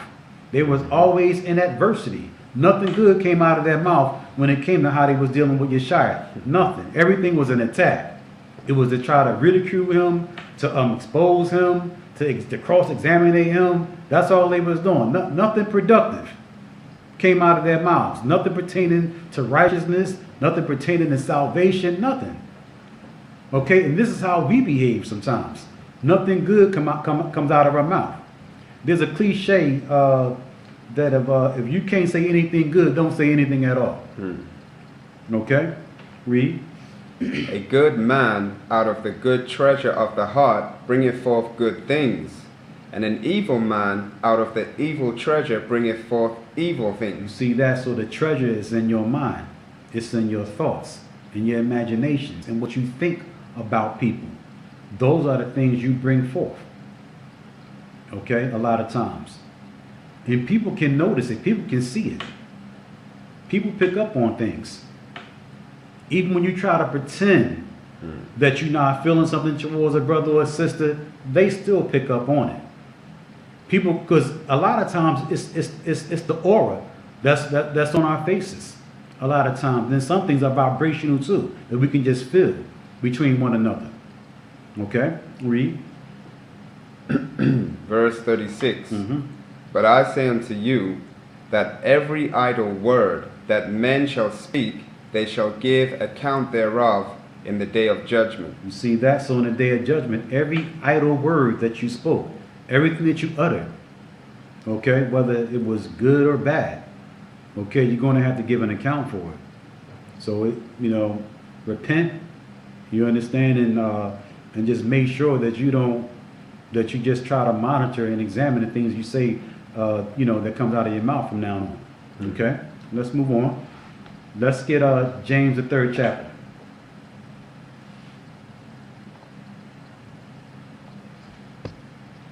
All right. This class got me thinking about all the negative things I ever said.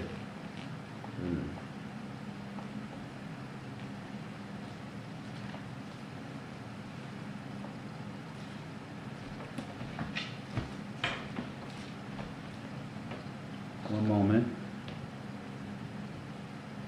Yes, let's get James, the 3rd chapter.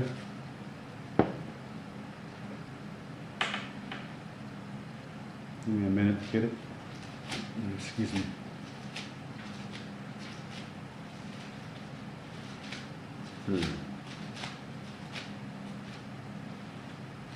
Okay.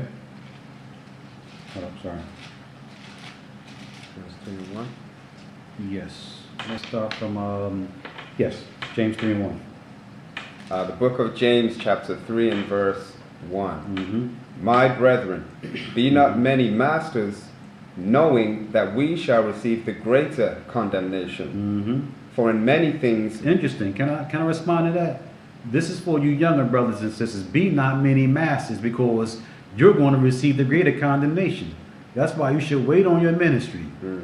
Don't be too quick to try to catapult up there to the top and be an elder. Okay, because there's going to be a greater condemnation upon you if you don't have yourself together. If you're not prepared and ready for that position. You got to have time and tenure and experience. You just can't be an elder coming out the gate thinking you know everything, because you're responsible for souls that's underneath you, that's been given to you by the Holy Spirit, like Acts the 20th chapter talks about. Okay, read. My brethren, Mm-hmm. be not many masters, knowing that we shall receive the greater condemnation. Mm-hmm. For in many things we offend all. If any man offend not in word, the same is a perfect man. Right. So a brother that doesn't offend in word, he's a perfect man. He's a righteous brother. He's in a good state. Read. And able also to bridle the whole body. You see that? And by him able to bridle his tongue and not uttering different words, he's able to bridle and control his whole body, because your tongue will cause your flesh and your body to sin. Okay? Your tongue will get you put to death, and it's just your mouth. And everything else is gone. No other part of your body did anything. It's just your mouth that got you in trouble. Read. Verse 3. Behold, we put bits in the horses' mouths that they may obey us, and we turn about their whole body. Behold, also the ships, which though they be so great, and are driven of fierce winds, yet are they turned about with a very small helm, whithersoever the governor listeth. Even so the tongue is a little member, and boasteth great things. Behold, how great a matter a little fire kindleth. You see that? So you have a little, what is it, a stir? What do you call those things on the ship? Like this. The steering wheel, whatever it is, I forget what you call it, but that little device, it moves such a big, gigantic ship, piece of machinery. You understand? And then little bits of, what is it called here? A bridle For the horse? Right. Little bits, okay, control a horse. A horse sometimes is stubborn and have all this power and strength. But yet we can't control our mouths. And it's like the smallest thing on our body. But it overcomes the whole body. And we can't even manage it and control it. Read. Verse 6. And the tongue is a fire, a world of iniquity. You see that? And the tongue is a fire, a world of iniquity. Meaning your tongue can get you involved in like a variety of different things. It's a world, it says, right? A world of iniquity? A world of iniquity. A world of iniquity, meaning your tongue can get you involved in so many different sins, so many different situations. Your mouth can get you involved in. Read. Verse 6. And the tongue is a fire, a world of iniquity. So is the tongue among our members, that it defileth the whole body, and setteth on fire the course of nature, and is set on fire of hell.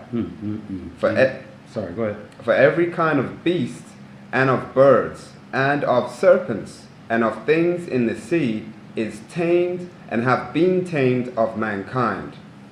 But the tongue can no man tame. It is an unruly evil, full of deadly poison. That's what the mouth will do for you when you're running. That's what it'll do for you. You can't control it, and it's full of evil. And what else it says? It is a deadly poison. Deadly poison. Meaning you can corrupt, you can destroy with it. You can do so much with the mouth. So much. And this is why it's real important that we manage our tongue and manage our mouth. We have to be more aware, okay, of what we're saying and what we're thinking and what we utter out of our mouths. When we're when we're emotional, when we're dealing with anger, hostility, when we're upset, whatever the case may be, we really have to just slow it down some and just be careful about what we utter and what we say. Is there more on that? Just to finish up verse 9. Okay. Therewith bless we the Most High, even the Father, and therewith curse we men which are made after the similitude of the Most High. You see that now? We use the same mouth when we bless the Most High. We praise the Most High when we pray. Okay? Read. Out of the same mouth proceedeth blessing and cursing, my brethren. You see that? But out of the same mouth come blessings and curses. So how do you pray to the Most High? Then come out of prayer and then go slander and curse out a brother or sister. How do you do that? How does that work? You praying to the Most High. You're telling the Most High, forgive us our debts as we forgive our debtors. But then you go right out of prayer and then you insult somebody, or you interrogate somebody for some money that they owe you. How do we do that? Read. My brethren, these things ought not so to be. Doth a fountain send forth at the same place? You see that? He said these things are that ought not to be. They're not supposed to be. Like, it doesn't even make any sense. James, he's puzzled. He doesn't understand how this is happening. This is what he's saying. He's trying to figure it out, but he can't comprehend it. It doesn't make sense to him. Read. Doth a fountain send forth at the same place sweet water and bitter? I don't know. Does it? When you open up your faucet and you're trying to get water, do bitter water come out and sweet water come out, or just, regular water come out? Excuse me, it won't be sweet, but you understand what I'm saying? Read. Can the fig tree, my brethren, bear olive berries, either a vine figs? So can no fountain both yield salt water and fresh. You see that? So your mouth can't yield negative and then yield positive. It can't yield righteousness and yield wickedness. It's not supposed to do that. You gotta get it under control. Read. Verse 13. Who is a wise man and endued with knowledge among you? Let him show out of a good conversation his works with meekness of wisdom. But if you have bitter envying and strife in your hearts, glory not and lie not against the truth. You see that? And that's what we have. So that's interesting too, because that's what we're really doing. We're lying against the truth. We're lying against the truth. And that's a form of blasphemy. So we really have to examine that. Read that again. 13. 13. Who is a wise man and endued with knowledge among you? So who's using wisdom and endowed with wisdom among us? Who? Any of us here. Read.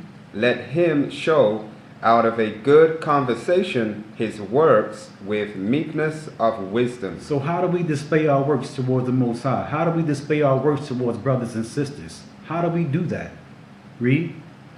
But if ye have bitter envying and strife in your hearts, glory not and lie not against the truth. You see that? And that's what we have. So we don't display with meekness of wisdom. We do it with envy and strife. That's how we do it. That's how I show my love. Is that how we do it? With envy and strife, instead of dealing with situations with meekness and kindness and mercy? Read.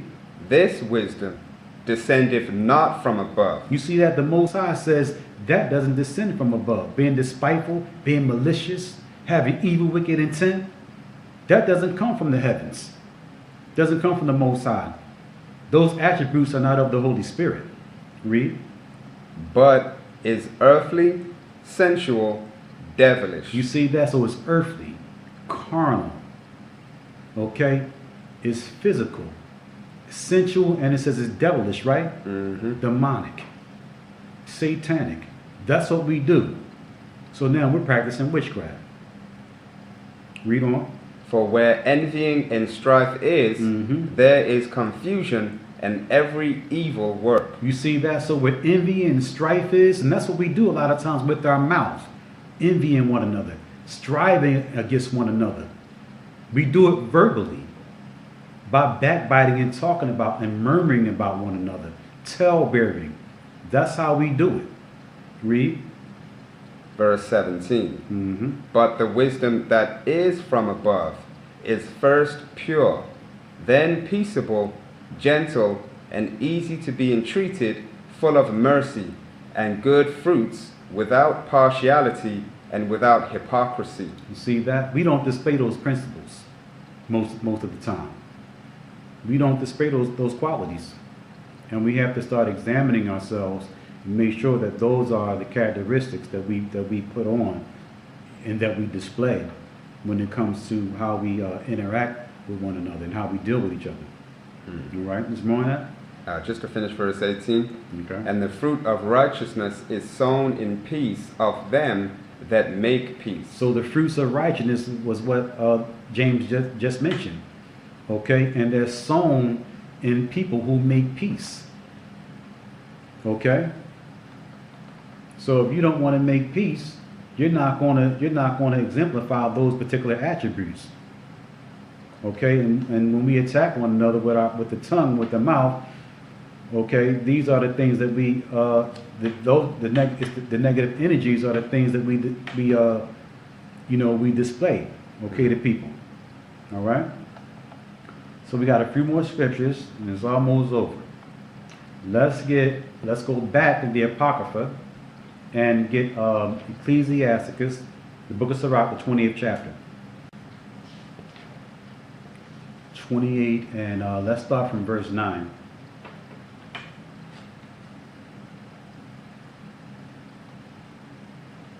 No, as a matter of fact, we can bypass that. Let's go back in the Bible. Let's get Ephesians. I apologize, y'all. Excuse me.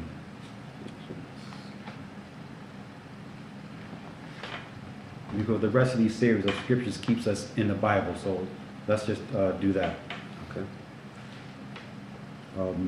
Ephesians 5 and 29. 4 and 29, excuse me. 4 and 29? Mm-hmm. Okay, read. Ephesians chapter 4 and verse 29. Mm-hmm. Let no corrupt communication proceed out of your mouth. Okay, so we shouldn't let any corrupt communication proceed out of our mouth. Nothing negative, okay, should come out of our mouth. It shouldn't be a part of our conversation. All right, read. But that which is good to the use of edifying. But if something do come out of your mouth, it should be that which should be good for the edifying of the church. Okay, not to destroy brothers and sisters, to uplift and exhort brothers and sisters, okay, and exalt brothers and sisters. Those are the things that should come out of our mouth. But a lot of times the opposite comes out. Read. That it may minister grace unto the hearers. Mm-hmm. And grieve not the Holy Spirit of the Most High, Right. whereby ye are sealed unto the day of redemption. You see that? So that's what you do. You actually grieve the Holy Spirit. That's what was dropped in Wisdom of Solomon 1 and 5. You grieve her. When corrupt communication comes out of your mouth and it's in your mind, okay, you're not edifying brothers and sisters, you're not edifying in the doctrine, you grieve the Holy Spirit. She's upset and she wants to flee and she wants to leave you. Okay? Let's get 1 Peter's, the 4th chapter. First Peter's Mm-hmm. Get a few principles on what we should live by, and try to incorporate in our lives when it comes to dealing with the tongue and our mouth. Excuse me. Sorry.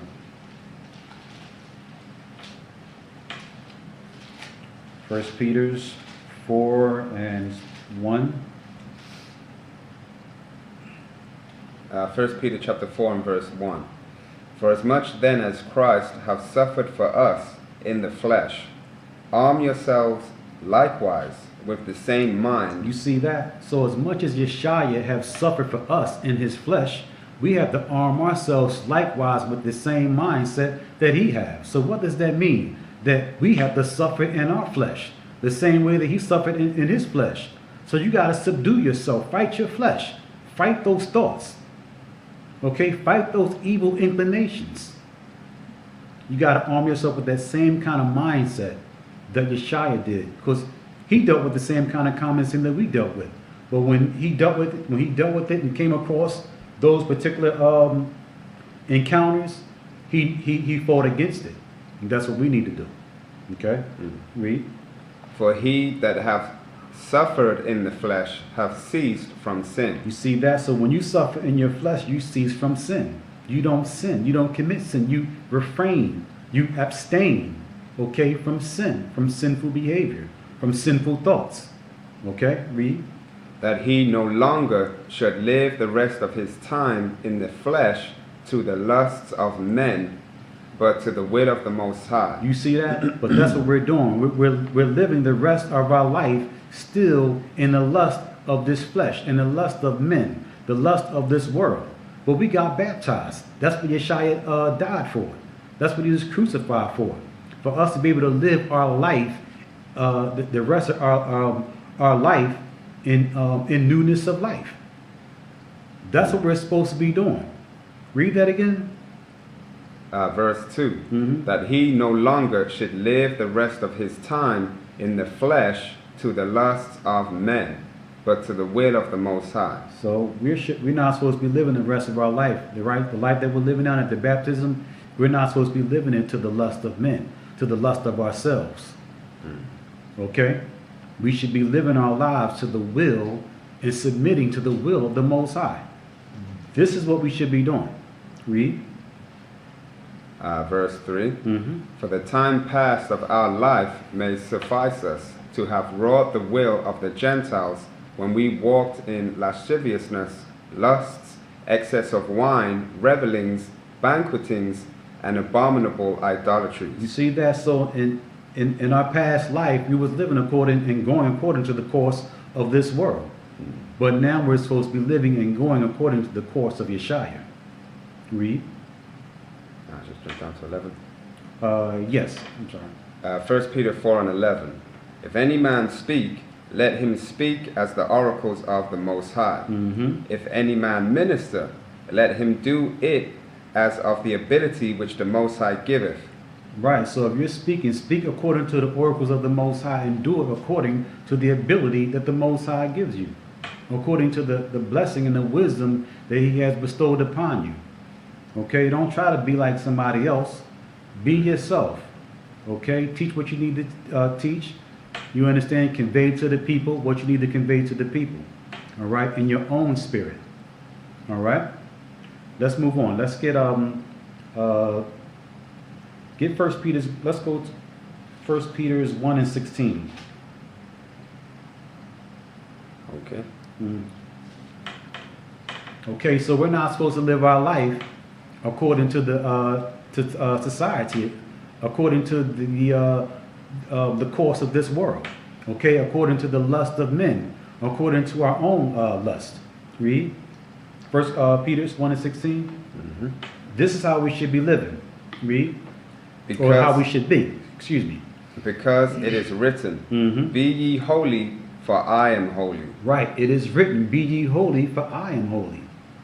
Okay, so Yeshaya, he was holy. He refrained from different things, from lust, from temptation, from backbiting and murdering. He had the same, he encountered the same sins that we encounter, and he was able to abstain from those sins and fight those sins. He was able to fight those thoughts, okay, and counteract those temptations. This is what we have to do. Okay, and we don't have an option. This has to get done. Okay, if you're going to be a lamb without blemish, as Yeshua was, then you have to really be sin free. Okay, as difficult as that may sound to you, that's what you really have to be. Okay, so that's how important it is for us to strive for perfection. All right, let's get Colossians 3rd chapter.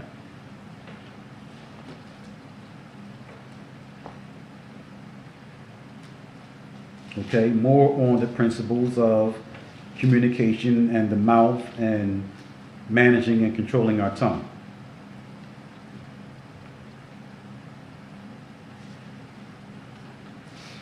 Excuse me.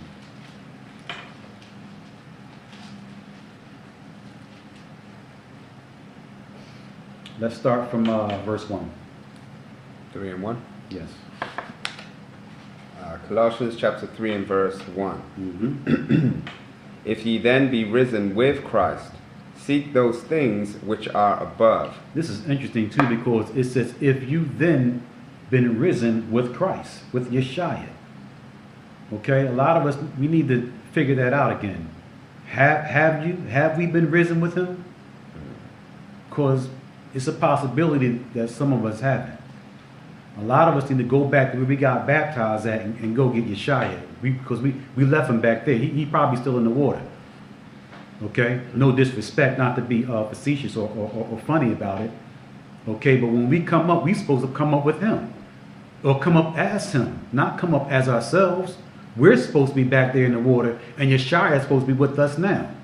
But a lot of times at the baptism, that doesn't seem to happen, and we have to ask ourselves why.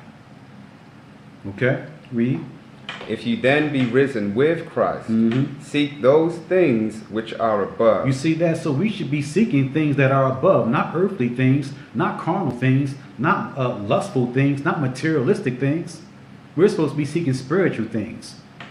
how we can better ourselves and how we can grow and elevate in the spirit, how we can assist our brothers and sisters to grow and elevate in the spirit, how we can gather ourselves together, okay, how we can worship our power, worship the Most High, worship his son Yeshua. These are the things that our mind is supposed to be on. But yet we revert back to the old man after baptism. How is that? Okay, read on. Where Christ sitteth on the right hand of the Most High. Right. Set your affection on things above, not on things on the earth. Right. So our affection, our desire, okay, our yearning, okay, it should be for things above. It should be for heavenly things. It should be our mind should be totally immersed in us figuring out how we need to get ourselves together so we can live that life of perfection for the Most High and Yeshua. That's what it's about. It's about nothing else but that. At this stage, read.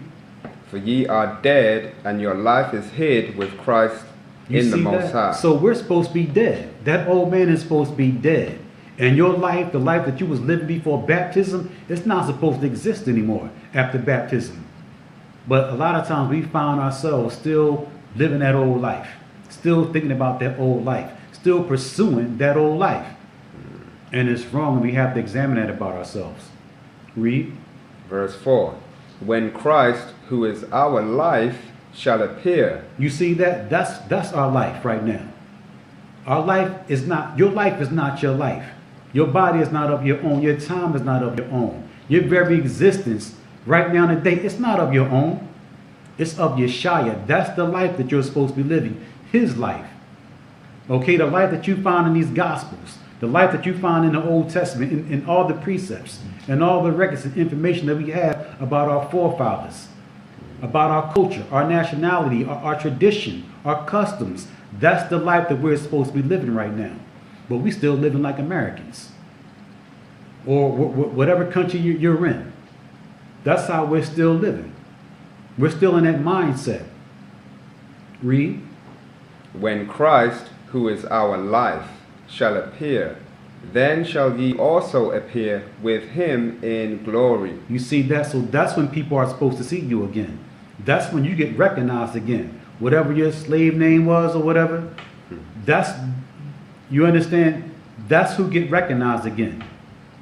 Not, but right now, we're still, for some apparent reason, we still have a desire and a longing to hold on to our past life. But we're supposed to be dead. Okay, so that's something that we have to examine. All right, read on. Mortify therefore your members which are upon the earth. So now we have to mortify our members which are upon the earth, which is our body. We have to mortify it. We have to crucify it. Okay? We have to subdue it. All right, read. Which are upon the earth.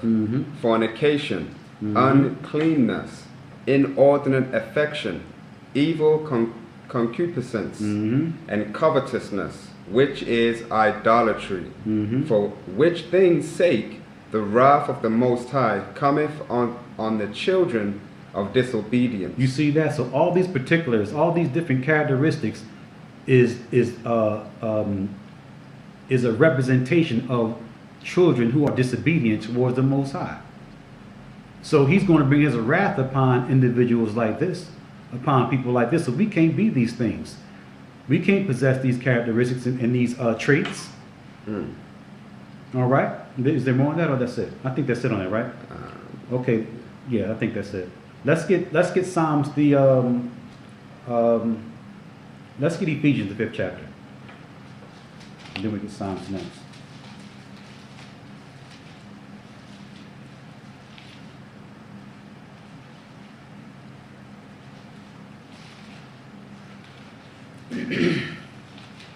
Excuse me.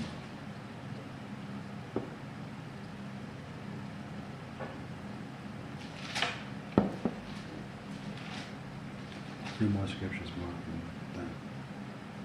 Ephesians 5, and let's start from verse 3. Okay, Ephesians chapter 5 and verse 3. Right. But fornication and all uncleanness or covetousness, let it not be once named among you, as becometh saints. You see that? So these particular things are not supposed to be named amongst us, as becometh saints. But a lot of us still possess these kind of traits. A lot of us are still fighting these different vices and different sins. And we got to get over it. We got to get past this stage. Okay, a lot of us we're on a treadmill right now. We're like a hamster. Okay, we got to get past this stage of dealing with reoccurring sins. We got to get past it. All right. So more on that. Read. Verse 4. Neither filthiness, nor foolish talking, nor jesting, which are not convenient, but rather giving of thanks. For this ye know, that no whoremonger, nor unclean person, nor covetous man, who is an idolater, have any inheritance in the kingdom of Yeshua and of the Most High. Right, so there's no inheritance. As long as we're possessing these particular attributes, we can't even anticipate the kingdom of the Most High.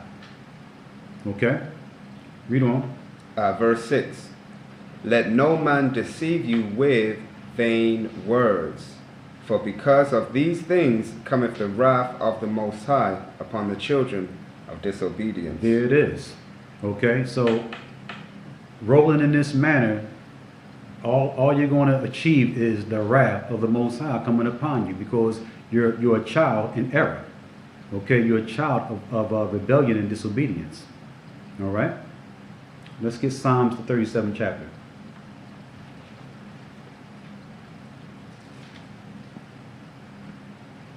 Psalms 37, let's start from verse 27.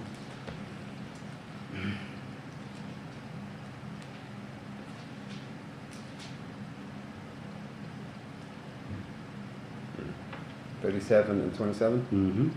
The book of Psalms, chapter 37 and verse 27.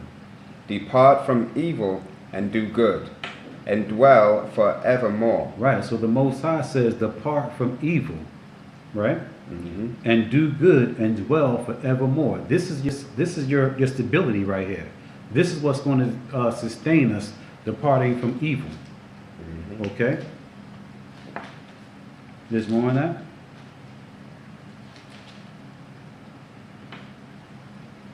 Continue. Oh, that's it? Yeah, go to 30. So 30? Verse 28. For the Most High loveth judgment, and forsaketh not his saints. They are preserved forever. But the seed of the wicked shall be cut off. You see that? But the seed of the wicked shall be cut off. So those who do wickedness, those who are not keeping the laws, the statutes, and the commandments, the Most High ultimately cut them off. Okay? And their heritage, and their generation. All right? I think that's it? Verse 29. Okay. The righteous shall inherit the land and dwell therein forever. Verse 30. The mouth of the righteous speaketh wisdom, and his tongue talketh of judgment. You see that? So the mouth of the righteous deal with nothing but wisdom and speaks about nothing but wisdom. They don't tell bad, they don't backbite, they don't murmur. The only thing that's coming out of their mouth is knowledge. All right? Read. 31. The law of his power is in his heart. Okay, that's it on that. We went to 30. Okay, let's get Psalms the 34th chapter. Psalms 34 and start from verse 12. Psalms chapter 34 and verse 12. What man is he that desireth life and loveth many days, that he may see good? Keep thy tongue from evil, and thy lips from speaking guile. You see that? So keep your tongue from speaking evil, and your lips from speaking God. Okay, and you will obtain life with the Most High. Okay, is more on that? Verse 14. Depart from evil and do good. Right. Read. Seek peace and pursue it. Right. The only way you're going to seek peace is if you just hold your peace. Okay, and keep the peace. Read. Verse 15. The Mhm. eyes of the Most High are upon the righteous, and his ears are open unto their cry. Okay. The face of the Most High is against them that do evil, Mm. to cut off the remembrance of them from the earth. You see that? So you'll get cut off. Won't nobody remember you. Your family, no one. You won't have heir, okay, to your family line. The Most High cuts off your whole generation. That's what happened with Judas. All right? There's more on that? I think that's it. Okay. One last scripture. Get Proverbs 18 and 6.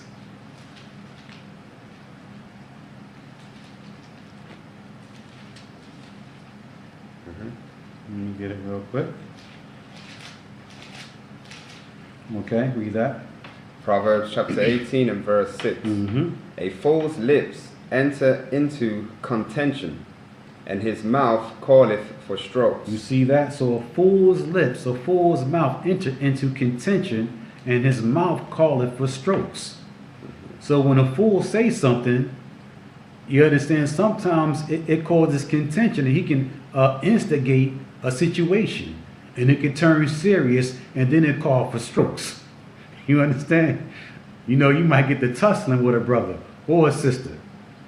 All right, so we have to be careful with that. We have to, you know, just watch our tongue, watch our mouth, because our mouth, it just causes so many problems and destroys so many things. Okay, so with that, that's the lesson, the Sabbath lesson for today, about watching the tongue and watching your mouth. I apologize for going overtime. Typically, I try to go about an hour and a half, and I kind of went overtime this evening, so I apologize. I hope that all you brothers and sisters were able to get something from the class. I apologize for my mishaps or where I was inconsistent at with scripture or whatever. I apologize for that. We have announcements, right? I know that Elder Lawyer and Elder Recall will be in North Carolina. They may be there now, as a matter of fact, as we speak. They may be probably just arriving, okay? That's why they wasn't able to do Sabbath class today. So myself and Elder Shapat stood in for them. So typically, normally, Elder Recall and Elder Lawyer open up the class for questions, but today I'm not going to do that because they're going to be coming on this afternoon in North Carolina. So just stay tuned. I guess I'm not exactly sure. What time would it be there right about now? I'm not Right now, it's sure. it's 6:27. I'm thinking I'm not exactly sure what time they're going to come on air, but just stay tuned. What would they have to do, Mark? Just keep that. Yeah, the keep setup? Ustream, keep this channel, this web page open, and when it's live, it'll play. Just be mindful that they're coming on this afternoon. Mm-hmm. All right. Okay, so I guess that would be it, right? Yeah. Okay, so once again, Shabbat Shalom to you brothers and sisters who came into the class late. We thank you for taking time out of your day to come and worship with us as we worship the Most High in Yeshaya.